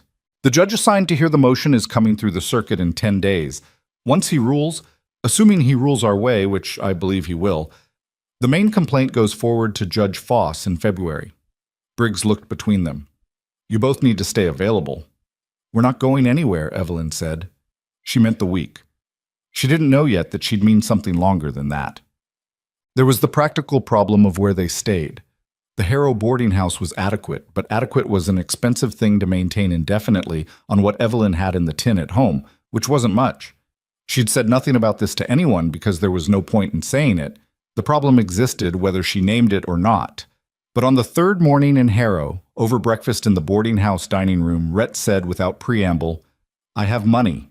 She looked up from her coffee. "Not a fortune," he said, "but I was paid well as a surveyor, and I lived simply. It's enough to cover the rooms and the meals until this is resolved, if you'll let me." She put the cup down. "I'm not a charity case," she said. "I know that." He met her eyes, steady. "I also know that if you hadn't dragged me out of the snow and kept me breathing for 3 days, none of this would exist. The documents, the testimony, any of it." He paused. "This isn't charity. This is a debt I actually owe." She looked at him for a moment. She thought about the barn, the cost of rebuilding it, the provisions she was going to need to lay in for the rest of winter, the children at the Hendersons who would need to come home eventually to a claim that now had a gaping hole where the barn had been. "I'll pay it back," she said. "You don't have to." "I will anyway." She picked up the coffee again. "Thank you." He nodded and went back to his own breakfast, and neither of them made anything more of it, which she found she appreciated. She brought Clara and Daniel to Harrow within the week, with Margaret Henderson's blessing and a good deal of provisioning pressed upon her by Margaret that she accepted without argument. The children adjusted to the boarding house with the practicality of children who've already managed harder transitions. Daniel found 2 other boys his age somewhere in the town and was absorbed into their activities within 48 hours. Clara sat at the window of their room and read the one book she'd brought and observed the town with an interest she didn't volunteer but was visible. It was Clara who noticed things. "That man has been outside twice today," she said one afternoon, not looking up from her book. "Both times he stopped and looked at this building." Evelyn was at the other window, writing a letter. She looked out carefully. A man in a dark coat, ordinary looking, standing at the corner of the street with the particular studied casualness of someone who wanted to look like he was waiting for something. How long did he stand there? Maybe 10 minutes each time. Clara turned a page. The second time he wrote something in a small book. Evelyn noted it. Told Briggs. Briggs sent Oates out, arm healing, moving better, who identified the man as someone employed by Ashwick's law office, which was the same thing as being employed by Crow. They were being watched, which meant they were being evaluated. An evaluation preceded decision-making, and the question was what decision Crow was working toward. Rhett's read on it, when she brought it to him, was measured. "He's trying to understand how committed we are," Rhett said. They were in the small parlor the boarding house maintained for guests. In the evening, the children in bed upstairs. Whether we're going to hold together, or whether someone in the group can be pressured into withdrawing. Can they be? Possibly. Wicker went home after his testimony. He's got his claim to run, and he was nervous about being away too long. If someone gets to him before the trial, "I'll ride out tomorrow," Evelyn said. I was going to say the same thing. She looked at him. They'd been doing that more, arriving at the same conclusion from different directions, then finding themselves at the same place, a little surprised each time by the coincidence of it. "I'll go," she said. "You stay. Briggs needs you here." He didn't argue this time, which meant he was getting better at the calculus of when to push back and when to accept a reasonable plan, or possibly just more tired. She didn't examine the distinction too closely. She rode out the next morning and spent a day in the valley, moving between claims, checking in, checking on. Wicker was fine, rattled, keeping his hands close but resolute. The Lundgrens were fine. Reed Purcell had told 2 more families, people Evelyn hadn't approached, and both of them wanted to speak with Briggs. The valley was talking to itself, she realized. What she'd started with letters and visits had developed its own motion. People who'd been isolated in their individual fears were finding out that the fears were shared, and shared fear was a different thing from private fear. It had somewhere to go, something to push against. She rode back to Harrow in the late afternoon with 2 new names for Briggs's list and a feeling she couldn't entirely name, something like the way a field looked in the first week of spring, when you couldn't yet see what was coming up. But the soil had changed color, and you knew something was moving under it.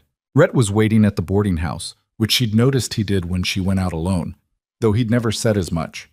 He looked at her face when she came in, and whatever he saw there relaxed something in him. "Good trip," he said. Not a question. 2 more names. She unpinned her coat. "And the valley is moving on its own now. I don't think it needs me going back and forth anymore." "That's how it's supposed to work," he said. "You light it, it burns on its own." "I didn't light it," she said. "You brought the documents. You brought the people." She accepted this without false modesty, because it was true, and because she'd learned that false modesty was just another kind of untruth. "How's Briggs?" she asked. The jurisdictional motion was argued today. Something moved in his expression. "I wasn't in the room, but Oates was. He says the judge was skeptical of Ashwick's argument from the first question. Not a guarantee, but the signs are reasonable." "When does he rule?" "Few days." She nodded, went upstairs to check on the children. Daniel was asleep already, which was unusual enough to make her press a hand to his forehead, cool, just tired, and Clara was awake with her book, the lamp turned low. "How was it?" Clara asked. "Good." She sat on the edge of the bed. "Mr. Wicker is holding on. So are the others." Clara looked at her. "Are we going to win?" Evelyn thought about how to answer this. "I think so," she said. "I'm not certain, but I think the honest answer is yes." "What happens if we don't?" "Then we've still done something worth doing," Evelyn said. "We put it on the record. We made it harder for Crow to do this again to someone else, even if he doesn't get punished for what he's already done." Clara seemed to weigh this with her characteristic seriousness. "That's not as good." "No," Evelyn agreed. "It isn't, but it's not nothing either." She kissed her daughter's forehead and went back downstairs. The ruling came 4 days later, jurisdictional motion denied. The federal complaint stood. Judge Foss's February session would include the Crow matter on its docket. Briggs told them in his office, and the relief in the room was the particular relief of people who'd been holding their breath long enough to have forgotten they were doing it. Oates' arm in a sling he'd been told to wear for another week, and kept forgetting, actually broke into a grin that made him look about 17. "February is 5 weeks, Evelyn said. 5 weeks, Briggs confirmed, in which time Ashwick will file every motion he can think of to delay or derail. You need to be prepared for that." "What kinds of motions?" Rhett asked.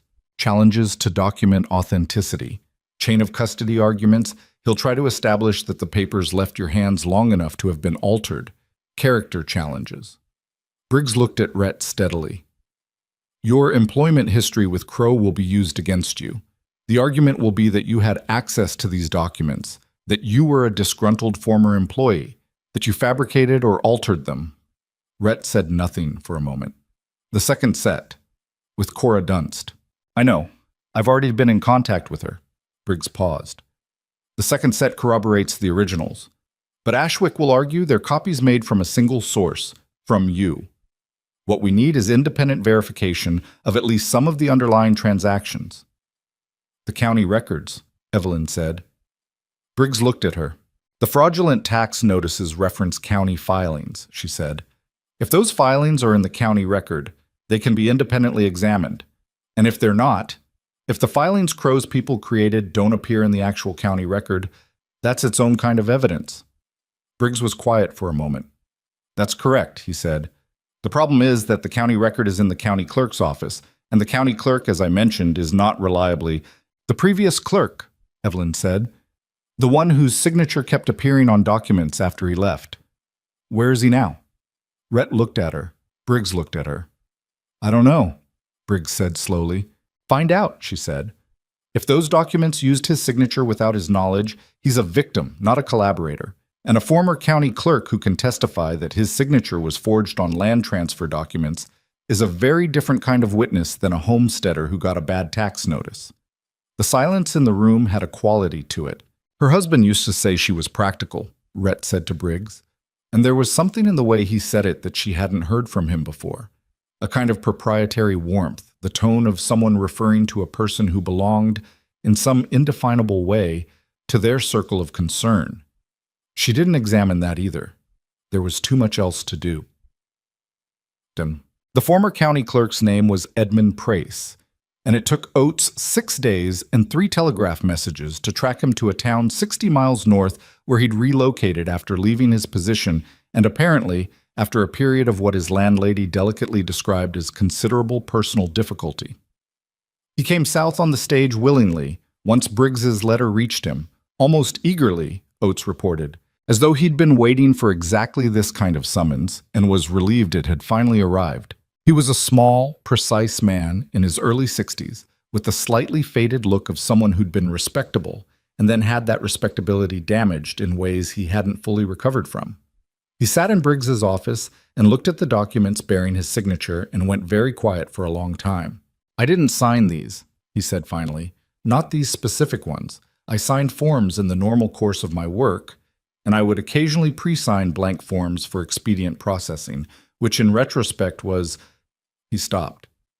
Several of those blank forms went missing in my last months in office. I reported it to the clerk's board. Nothing came of it. When did you leave your position? Briggs asked.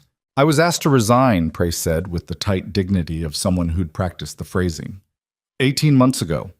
I was told there were irregularities in certain filings. I believed at the time that I was being blamed for errors made by others. Now I begin to understand it differently. He testified for 2 hours. His testimony was devastating in its precision, a former clerk explaining exactly how blank pre-signed forms could be used to generate fraudulent filings, identifying specific procedural flaws in the documents that pointed to someone with inside knowledge of the county system, confirming that 3 of the signatures attributed to him post-dated his resignation. When he was done, Evelyn looked at Rhett across the room, and he looked back at her, and neither of them said anything because there was nothing that needed saying. The picture was complete. Not perfect. Nothing in this had been perfect, and Ashwick would find every imperfect edge and push on it, but complete. Whole. A thing that told a coherent and documented story of what Victor Crow had done and how. Crow himself appeared in Harrow on a Wednesday, which was unexpected. Not unexpected in the sense that they hadn't known he'd come eventually. Rhett had said early on that Crow would want to take a personal measure of the situation at some point. But the timing of it, 12 days before the court session, was a statement. He came openly, in a good carriage with 2 men on horseback beside it, and he took a room at the Better Hotel on the far end of the main street, and he had dinner in the hotel dining room that evening where anyone could see him. And the message of all of it was clear. I am not hiding, and you should think about what that means. Evelyn saw him the next morning, by accident, in the way that towns of this size made accidents inevitable. She was coming out of the general store when his carriage was passing on the street, and he was leaning slightly toward the window, and for a moment they saw each other clearly. Victor Crow was not what she'd imagined. She'd built him in her mind as something specific, harder, perhaps, or more overtly menacing.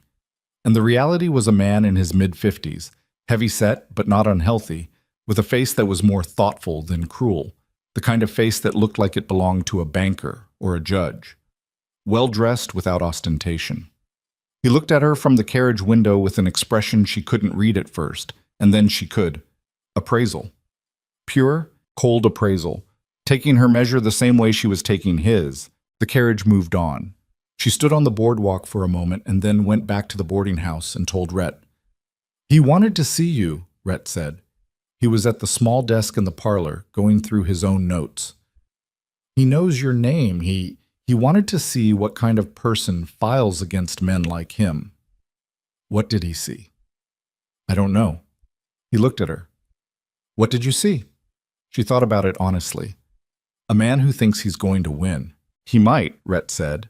"Not defeatist, just exact. Ashwick is very good and the judge is a variable. We need to be ready for a version of this that doesn't go perfectly." "I know." She sat down. "What does that version look like?" "The document fraud is the strongest element. Even in a bad outcome, some of those transfers get reversed, the ones where the paper trail is clearest. The criminal charges against Crow personally are harder. Proving he directed the fraud rather than that people acting in his name committed it without his explicit knowledge." He stopped. "Ashwick will put a wall between Crow and every specific act. That's his job." "Is there a way through the wall?" "Price's testimony helps. The Dunmore Land Company filings help. They tie the shell company directly to Crow's business infrastructure. But if I'm being honest, the criminal conviction depends heavily on how the judge reads it." She sat with this for a moment. "Then we do what we can and we accept what the outcome is," she said. "Same as farming. You do the work right and the weather is the weather." He looked at her with an expression she was getting better at reading. It was the expression of someone absorbing a perspective they found useful and storing it away. "You're good at that," he said. "At what?" "At not needing things to be more than they are." He paused. "I'm not. I've been needing this to go a very specific way for 3 weeks, and I can feel it making me tighter." She understood that. The particular anxiety of having invested so much in an outcome that you couldn't afford to be philosophical about it. "The barn," she said. "After it was done burning, I sat on the fence rail, and I was so angry I couldn't see straight, and I thought, Thomas built that, and now it's gone, and no outcome in any courtroom anywhere gives that back." She looked at the window. "But the barn wasn't the only thing Thomas built. He built the cabin too. He built this—" She stopped. "He built what we were, and that's not gone." Rhett was very quiet. "I'm sorry," she said. "That got away from me." "Don't be." His voice was different. She looked at him and found something in his face that hadn't been there at the beginning of this. Not the controlled, managing expression of a man on the run with a problem to solve, but something opened up, like a door left ajar. "I don't have a barn," he said. "I don't have a claim or a cabin or any of that. Before 3 weeks ago, I had a surveyor's kit and a satchel full of someone else's crimes." He paused. "I'm not sure that's something I'd given much thought to until recently." She looked at him for a long moment. Then Crow walked into the hotel across the street with his lawyer and 2 men who worked for him, and she watched them go through the glass, and whatever the moment had been, it adjusted back into something more practical. "He's going to try something before the session," she said. "He's not here just to look at me." "No." Rhett's voice settled back to its usual register. "He'll try to isolate someone. A witness, someone he thinks is the weakest point in the line. Wicker," she said immediately. "Or Marsh. Marsh came forward late. He hasn't been part of this as long." She was already reaching for her coat. "I'll go," Rhett said. "You can't." She pulled the coat on. "Crow knows your face. If he sees you riding out to Marsh or Wicker, he knows exactly what you're doing." She buttoned the coat. "He doesn't know me well enough yet to read my movements. He will after today. Then I have 1 day's head start." She looked at him. "Tell Briggs, and tell him to keep an eye on whoever Crow sends to watch this building." She went. Colton Marsh opened his door and looked at her with the expression of a man who'd been expecting someone, but not necessarily her. "He sent a man yesterday," Marsh said, before she'd said anything. They were inside, fire going, Marsh standing with his arms folded. "Knocked on my door like it was a social call. Said he was representing land interests in the area and wanted to have a conversation about my situation." "What did you say?" "I said I had a federal complaint on file and I'd be happy to have him speak with Deputy Marshal Briggs." A pause. "He left." Evelyn felt something ease in her. You weren't tempted? She asked. Not an accusation, a genuine question. Marsh looked at her steadily. I was when he first knocked. Before I knew who he was. He had that way about him. Easy, like it was a friendly conversation, like there was no pressure. He unfolded his arms. But I thought about that tax notice. I thought about the money I paid that I never should have owed. And I thought, I can be scared or I can be right, but I can't be both at once. She looked at him. Your husband would have said the same, I think, Marsh added. I knew him some, your husband. Not well, but he had that quality. She swallowed. He did, she said. She stayed an hour talking through what to expect in the coming days. Then she rode to Wicker, who'd also had a visitor and also sent him away, and then to the Lundgrens, where Britta made coffee, and Matthias said he'd been sleeping badly, but hadn't changed his mind and didn't intend to. On the ride back to Harrow, through the late afternoon cold, she felt the shape of what they'd built over these weeks. Not clean, not perfect, held together in places by stubbornness and by the particular human quality that made people stand up for things that cost them something. It was not a comfortable structure. It had gaps and strains and people who might still falter under the right kind of pressure. But it was there. She came into Harrow as the light was failing and found Rhett on the boardwalk outside the boarding house, which she understood was not accidental. How did it go? He asked. Crow's man got to Marsh. Marsh sent him away. She stopped her horse. Wicker, too. Something in Rhett's face. Relief and something else he didn't name. He's out of soft targets then, he said, which means the next move is harder. She dismounted and stood in the cold street, looking at him. What's the hardest thing he can do, she asked, short of something that exposes him to worse charges? Rhett thought about it. Come after you directly, he said, not your barn. You personally. Challenge your standing, your character, your reliability as a witness. He paused. His people have been watching this building for 2 weeks. They know about your children. They know you're a widow without other family here. Ashwick will put you on the stand and spend a day trying to make you look like a woman who's been manipulated by a man with a personal vendetta against his client. They can try, she said. It won't feel good. I didn't expect it to. She handed the horse to the stable boy who'd appeared from the alley. Rhett, he looked at her. When this is over, she said, whatever the outcome, what do you want? He was quiet for a long moment, long enough that she thought he wasn't going to answer. I want what I didn't let myself want for a long time, he said. A place that's mine, work that means something. People... He stopped. His jaw moved. People I don't have to ride away from. She looked at him in the fading light of a January afternoon. This man she'd pulled out of the snow 6 weeks ago, who'd come into her life bleeding and half dead and carrying a bag full of someone else's crimes, and somehow, in the turning of things, had become... She didn't have the precise word for it. She had the general shape of it, which was enough for now. There's 160 acres in that valley, she said. That could use a second set of hands. He looked at her. And a barn, he said quietly, that needs building. Yes, she met his eyes. That too.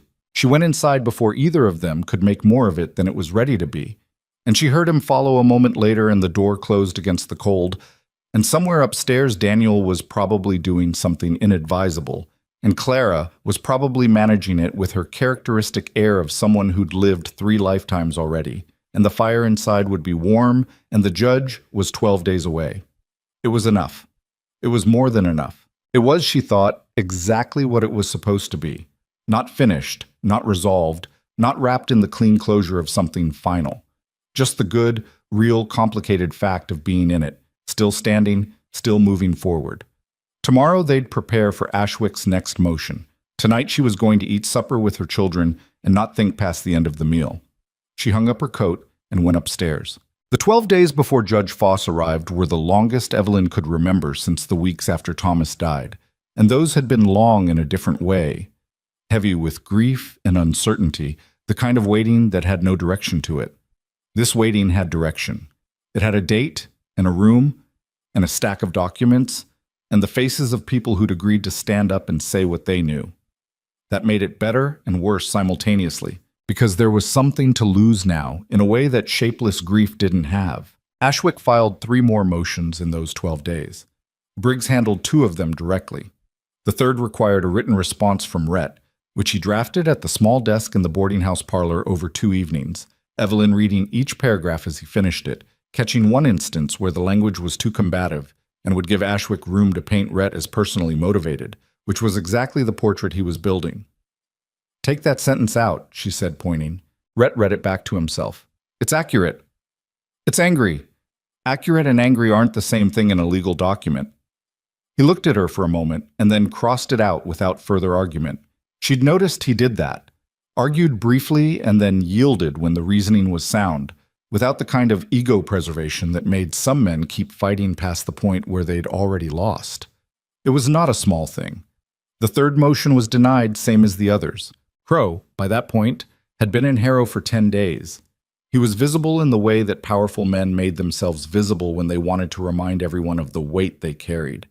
Breakfast at the hotel dining room at the same hour each morning, Ashwick always beside him, the 2 of them talking in the low, deliberate tones of people who were working a problem. His men moved through the town without causing overt trouble, but their presence was a kind of pressure, a reminder of what stood on the other side of this. Evelyn watched them when she had reason to be on the main street and didn't avoid their gaze when it found hers. She wasn't sure if this was courage or stubbornness or something that didn't have a clean name. It felt necessary. Whatever Ashwick was planning to do with her on the witness stand, she didn't want Crow to go into that courtroom thinking she was a woman who looked away. She was at the general store 2 days before the session when she felt someone behind her and turned to find Crow himself. Without Ashwick, without his men, standing in the aisle between the dry goods and the tool implements with his hat in his hands and his expression, she couldn't have said exactly what his expression was. Not hostile, not apologetic, something more pragmatic than either. "Mrs. Mercer," he said. She didn't say anything. She waited. "I understand you've been through considerable difficulty this winter," he said. "The loss of your barn, your husband's passing. These are hard things for anyone, and harder on the frontier without family support." He paused. "I want you to know that whatever you may have been told about my business dealings, the situation is considerably more complex than—" "Mr. Crow," she said. She kept her voice level and did not raise it. "I've read the documents. I've read the tax notices and the land transfer filings and the Dunmore Land Company correspondence. I've talked to the families whose names are in those papers." She held his gaze. "I don't think the situation is more complex than what I understand it to be. I think it's exactly as simple as it looks." He looked at her for a moment. Something moved across his face, not the cold appraisal she'd seen from the carriage, but something that could have been respect or could have been the recalculation of a man who'd misjudged a variable and was adjusting his model. "You're a stubborn woman," he said. "I've heard that before," she said. "I'll see you in court, Mr. Crow." She turned back to the counter and completed her purchase, and when she looked back, he was gone. Her hands were shaking slightly. She put them flat on the counter until they stopped, paid for the items, and walked out into the cold street where the shaking in her hands moved up through her chest, and she stood in the January air and breathed until it passed. It was not, she thought, that she was brave. It was that some things were more intolerable than fear. Being pushed off the land you'd built. Watching your neighbors lose what they'd worked for because someone with more power and fewer scruples had decided their property was more valuable than their lives. Sitting quietly while a man with a pleasant manner tried to talk you out of knowing what you knew. Those things were more intolerable than fear. That was all courage ever was, she thought. Not the absence of the fear, just the presence of something that outweighed it. Judge Harlan Foss arrived on a Tuesday in a stage that came in from the east, and he was not what anyone would have cast as a federal judge if the casting had been left to imagination. He was 63 years old and built like a man who'd spent the first half of his life doing physical work before the second half required him to sit at a desk, wide through the shoulders and deliberate in his movements, with a face so weathered it looked carved from something that predated the territory. He had no small talk that anyone encountered. He read Briggs's case file in his room at the hotel that first evening and came to the courthouse at 7 the next morning, 2 hours before the session was scheduled to begin, and when Briggs arrived to set up, he found the judge already at the bench with a cup of coffee, reading. The courthouse was a single large room with a plank floor and windows on the south side that let in good winter light and benches that had been added over the years as the town grew, not all of them matching. By the time the session opened, it was full, which surprised Evelyn and shouldn't have. The whole county had been watching this, even those who hadn't been directly involved, because everyone in a territory understood that land cases set precedent, and precedent was the thing that either protected you or didn't. She sat with Rhett on the plaintiff's side of the room. Wicker was there, and the Lundgrens, and Marsh, and Reed Purcell, all of them in their best clothes, which in winter on the frontier meant cleaned and pressed rather than fine. But they'd made the effort, and it meant something. Oates sat with Briggs at the marshal's table. Edmund Prace, the former county clerk, sat in the front bench with a folder of his own notes on his knee. Across the aisle, Crow sat with Ashwick and two associates. Ashwick was younger than Evelyn had expected, mid-40s, dark-haired, with the lean, focused quality of a man who was good at his work and knew it. He had a stack of papers on the table before him that was considerably larger than Briggs's, which might have meant anything. Judge Foss looked at the room, looked at both tables, and said, in the tone of someone who had run enough proceedings to know the difference between form and substance, "Let's get on with it."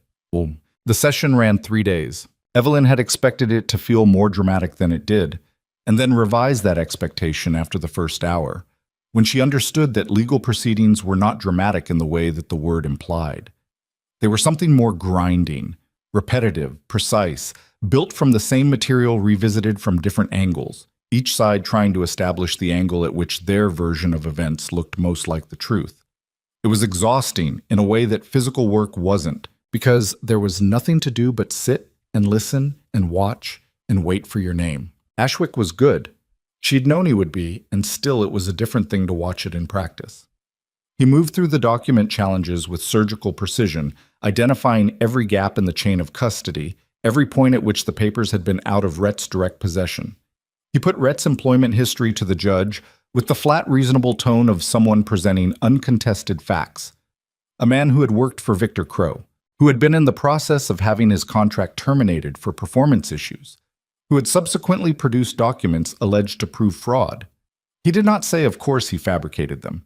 He didn't have to say it. Rhett testified for the better part of a day and a half. He was good on the stand in a way Evelyn hadn't entirely anticipated. Not smooth, not performed, but steady in the way of someone who knew the material completely and had no version of events to maintain other than the one that had actually happened. When Ashwick pressed him on the performance issues that had preceded his departure from Crow's employ, Rhett answered directly. There had been conflicts, yes, over the accuracy of certain survey filings he'd been asked to sign his name to. He'd refused. That was the nature of the conflict. Foss's face during this testimony was unreadable, which Briggs later said was actually a good sign. A judge who was looking for reasons to dismiss would show it in small ways, leaning back, looking at papers. Foss leaned forward. Edmund Prace testified on the second day, and his testimony was the kind that changed the atmosphere in a room. A former county official explaining in methodical detail how blank pre-signed forms from his office had gone missing, how certain documents attributed to him bore signatures made after his resignation, how the procedural anomalies in the fraudulent filings were exactly the kind that could only be produced by someone with inside knowledge of county filing systems. He said it without drama and without apparent axe to grind, the way a man stated facts he had personally verified, and Ashwick's cross-examination of him was the most aggressive portion of the 3 days, which told Evelyn something about how damaging Ashwick found it. The homesteaders testified in order, one after another, and what they had individually was modest. One tax notice, one suspicious letter, one visitor with an offer. But what they had collectively was pattern, and pattern was what Foss was listening for. She could see him making notes. She could see the notes accumulating. Her own testimony came on the afternoon of the second day. Ashwick was careful with her, she noticed. More careful than he'd been with the others. He'd done his reading, and he understood that a widow who'd pulled a wounded man from a blizzard and ridden through hostile territory and organized her neighbors and stood her ground against Victor Crow in a general store 2 days ago was not a witness you wanted to make look like a victim or a fool, because juries, even a single judge, responded to the kind of person she was, and making her look small would only make her look larger. So he tried a different approach. "Mrs. Mercer," he said, in a tone that was almost collegial, "you've testified to a significant personal investment in this case. You sheltered Mr. Callahan, you transported him, You organized witnesses on his behalf. Would you say that you have a personal stake in his version of events being believed? I have a personal stake in the truth being established, she said. If those are the same thing, it's because the truth is what I've described. But you have no independent verification of the documents, correct? You haven't examined original county records. You have no legal training. That's correct? And yet you organized these witnesses based on your assessment of documents you couldn't independently verify. She looked at him steadily. I organized these witnesses because I know my neighbors, and I knew which of them had been approached by Dunmore Land Company representatives. I didn't need legal training to understand that a company that doesn't exist in any legitimate filing is a suspicious entity. She paused. And I didn't need legal training to understand that a tax notice bearing the signature of a man who'd left his position 8 months prior was not a legitimate document. A beat. Ashwick moved on. He was too good to press a losing exchange. When Foss asked if she had anything to add, she said, "Only that I came to this not because of Rhett Callahan's account of events, but because a man came to my door wanting to buy my claim. My husband built what we had on that land, and he died before he could see it grow. And I have been sustaining it for 4 years because it is ours and we built it, and that means something." She stopped. What Crow's people were doing was taking that from families who didn't know what was happening to them. I don't think that requires legal training to recognize as wrong. Ça must make dépassé. Foss looked at her for a moment over his reading glasses. "Thank you, Mrs. Mercer," he said, and made a note. Foss deliberated overnight. Nobody slept well.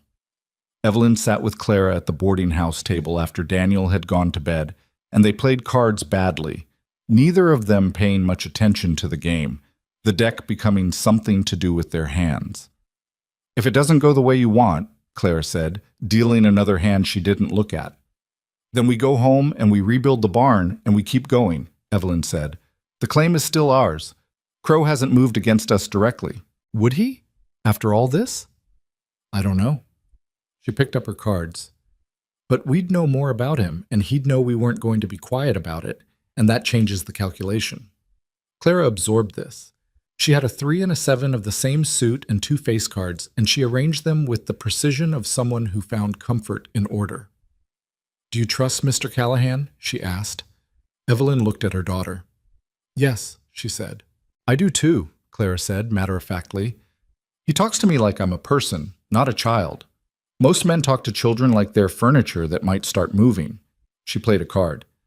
"Daniel likes him because he knows about horses, but I like him because he answers the questions I actually ask."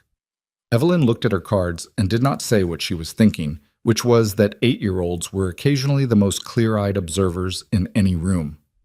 "Go to sleep after this hand," she said. "You too," Clara said with the particular authority of a child who'd been managing her mother's well-being since August and hadn't stopped. Foss delivered his ruling the next morning at 9 o'clock with the same unhurried directness he'd brought to everything else. The fraudulent land transfers, 14 of them across 7 families, were void. The county filings supporting them were declared invalid on the basis of the forged signatures and the procedural anomalies Price had identified. The affected claims were to be returned to their rightful holders, or where the holders had departed the territory, held in federal trust pending notification, and their right to return was established. On the criminal charges against Victor Crow personally, conspiracy to commit fraud, filing false instruments, and one charge related to the intimidation of federal witnesses, which was the barn and the shots that hit Oates, for which Briggs had built a case he was quietly confident about. Foss ruled that the evidence was sufficient to proceed to trial, which was not the same as conviction. That would be another proceeding, with jury, with Ashwick doing everything he knew how to do. Foss was careful to say so, and Briggs was careful to say so to the people in the room who needed to understand the difference. But the lands were returned. That was immediate and real, and not subject to further argument.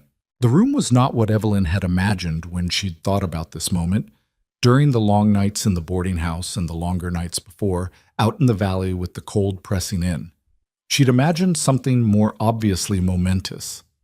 What actually happened was that Foss read the ruling in the same flat, deliberate voice he'd used for everything else, and the room was quiet. And then there was a kind of collective exhale that moved through the benches on the plaintiff's side like a physical thing, not cheering, not celebration, just the sound of people letting go of something they'd been holding. Jim Wicker put his face in his hands. Matthias Lundgren reached over and took his wife's hand without looking at her, and Britta gripped it hard enough that her knuckles whitened. Reed Purcell sat very still for a moment and then turned to his wife and said something low that Evelyn couldn't hear, and June Purcell nodded, once, slowly. Colton Marsh looked at his own hands on his knees for a long moment, and then he looked up at the ceiling, and whatever he felt about it stayed on the ceiling. Evelyn didn't look at any of them for very long. She was looking at the table in front of her, at the wood grain of it, a knot she'd been staring at for 3 days without realizing it. She was thinking about 17 families, about the Aldersons, back east, who thought they'd failed, about every person whose name appeared in those documents and who was going to have to be found and contacted and told something complicated, that what happened to them was not their fault, that what was taken might be returned, that the land was still there if they wanted to come back to it. She was thinking about Thomas and about whether he would have been surprised by any of this. He wouldn't have, she thought. He'd have been exhausted by it and stubborn throughout it, and afterward he'd have made a bad joke about it to cover the fact that it had moved him, the way he always did when things moved him. She missed him with a specificity that hadn't diminished exactly, but had changed shape, less like a wound and more like a space that had been cleared. Room for something. Rhett was beside her. He hadn't said anything, hadn't touched her, was sitting with his elbows on the table and his hands together in front of him like a man at the end of a long prayer that had finally been answered. When she looked at him, she could see that his jaw was working, the way it did when he was holding something in. "The criminal trial," she said quietly. "Ashwick will fight it." "Yes." His voice was rough. "And it might not go the same way." "I know." He looked at her. "But the lands are back. That happened today. That one's done." She nodded. "The Aldersons," she said. "Someone needs to find them. I'll write to the Federal Land Office. They'll have the forwarding address from when the claim was transferred." He paused. "I'll do it today." She looked at him for a moment, then she looked back at the knot in the table. There were things she'd thought about, in the boarding house evenings after the children were asleep, that she hadn't said out loud yet. About the 160 acres in the valley, and the barn that needed building, and the second set of hands she'd mentioned with a casualness that hadn't been entirely casual. She hadn't said them out loud, partly because there hadn't been the right moment, and partly because she was a practical woman who understood that a crisis produced a kind of closeness that didn't always survive the end of the crisis, and she had no interest in anything that didn't survive the end of the crisis. But she thought about what Clara had said. "He talks to me like I'm a person." She thought about a man who checked his horse's feet the same careful way every morning without being asked, and who crossed out sentences that were accurate but angry, and who had said, in the dark beside a campfire, that he wanted people he didn't have to ride away from. "Come back to the valley," she said. Not a question, not an offer with conditions, just a statement of what she thought should happen. He looked at her. "The barn," she said. "You said you'd help build it." "I said no such thing," he said. "You said that. And you didn't disagree." A beat. "No," he said. "I didn't." "Then come back to the valley." He was quiet for a moment, and in the quiet she could hear the room around them. Briggs talking to Oates, Wicker's deep voice somewhere behind them, the ordinary settling sound of a wooden building full of people beginning to move. "All right," Rhett said. "Just that." "All right." No declaration, no grand articulation of what it meant or what came next.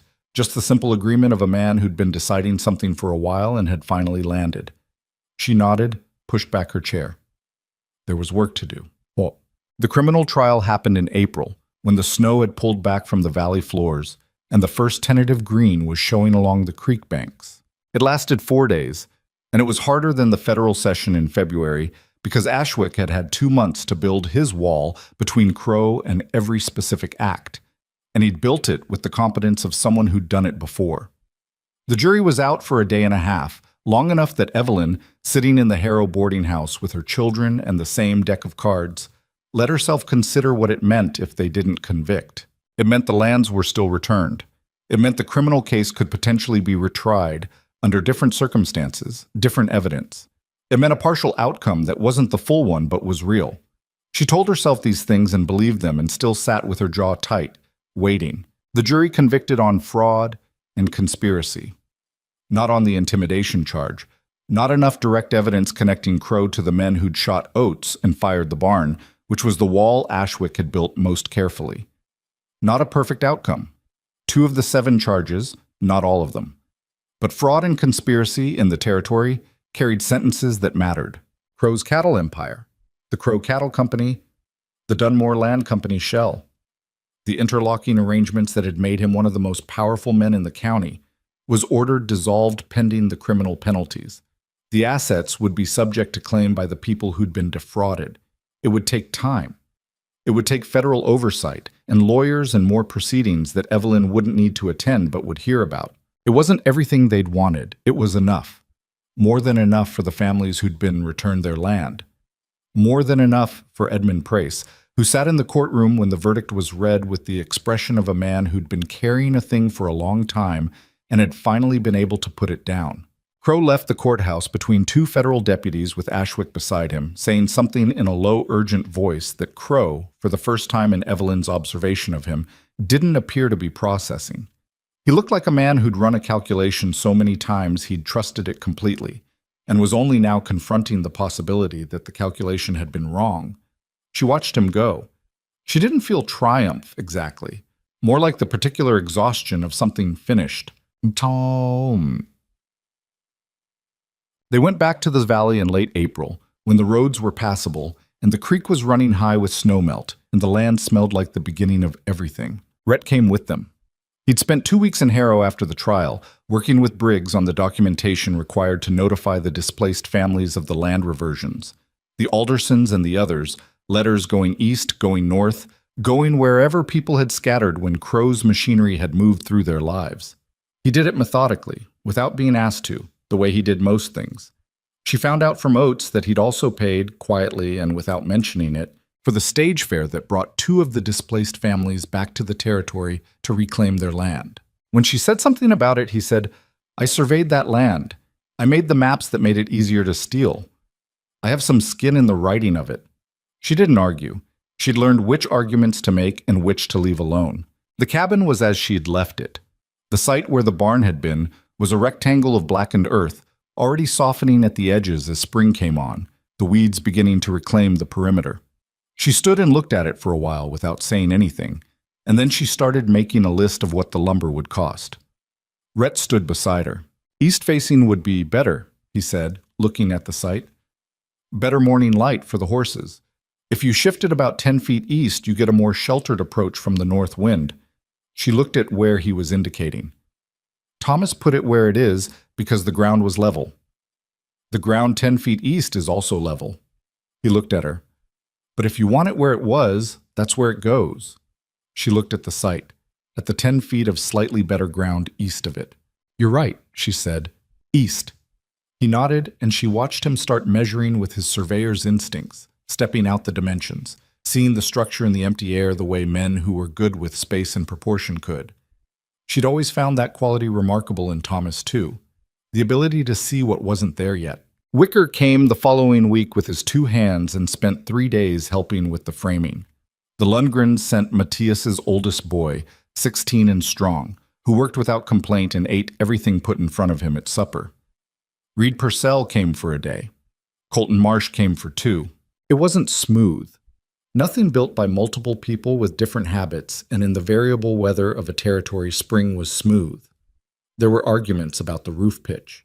There was a day where the rain came in sideways and they lost most of what they'd done in the morning, and Wicker said things that his hands pretended not to hear, and Rhett said something back to him that Evelyn didn't catch, but that made Wicker laugh despite himself, which broke the tension. Clara helped where she was useful and supervised where she wasn't, which was most of the time, standing with her arms folded in the posture of someone who'd inherited a degree of foreman quality without having asked for it. Daniel fell into a bond with Rhett that had been developing since Harrow and solidified over the barn building into something she hadn't tried to prevent or accelerate, just watched, the way you watch things that were growing in the right direction. Daniel had not had a man around since August, which was longer than she'd let herself think about, and the way he trailed after Rhett during the workdays, asking questions about everything, being answered with patient specificity, was the kind of thing that made her look somewhere else so her face could do what it needed to do in private. The barn went up in 11 days. It wasn't Thomas's barn. It was 10 feet east of Thomas's barn, and it had a different roof pitch, and Rhett had convinced her to put in a small separate hay storage at the north end that the original hadn't had, and it was in some ways better and in some ways just different.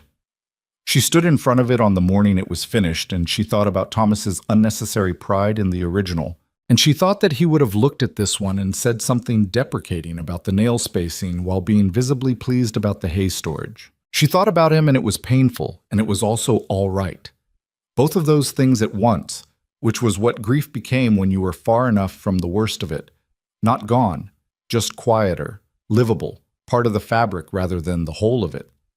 Rhett came to stand beside her. "What do you think?" he asked. "I think the roof pitch is too steep," she said. "The roof pitch will shed snow better." "I know. I still think it's too steep." She looked at it. "It's a good barn." "It is," he agreed. They stood there in the April morning with the new-cut timber smell coming off it, and the horses already investigating the unfamiliar structure with the suspicious interest horses brought to everything new. "Stay," she said. He looked at her. "Not the barn," she said. "Here. The claim. Stay." She'd been thinking about how to say it since the boarding house, since the trial, since April, and had finally concluded that there was no arrangement of words that made it more or less than what it was, which was a straightforward thing dressed up as a big one. She'd learned over 4 years of frontier life and 8 months of widowhood, and one winter that had contained more than most years, that the straightforward thing said plainly was usually better than the same thing said elaborately. Rhett was quiet for a moment. He looked at the barn, and then at the cabin, and then at the land spreading out south toward the creek, green with spring and enormous the way it always was in April when everything was coming back. "There's no surveying work here," he said. "Not right now. I'd be starting over." "I know. The claim needs another person's labor to be profitable. I'd be earning my keep for a long time before there was anything beyond that." "I know that too. And your children, my children like you," she said. "Clara thinks you treat her like a person. Daniel follows you around like a duckling. I've watched it all winter." The corner of his mouth moved. "It's not just the claim," she said. "You know what I'm asking." "Yes," he said. "I know what you're asking." Another moment of quiet. "I'm not Thomas," he said. Not defensively, just naming the thing. "No," she said. "He was Thomas. That's a finished thing, and it was good, and I'm not asking you to be it." She met his eyes. "I'm asking you to be what you are, which is someone who answers the questions my daughter actually asks, and measured the barn site east 10 feet, because he was right that it was better and crossed out sentences that were accurate but angry because he understood the difference." He looked at her. "That's a very specific inventory," he said. "I've had time to compile it."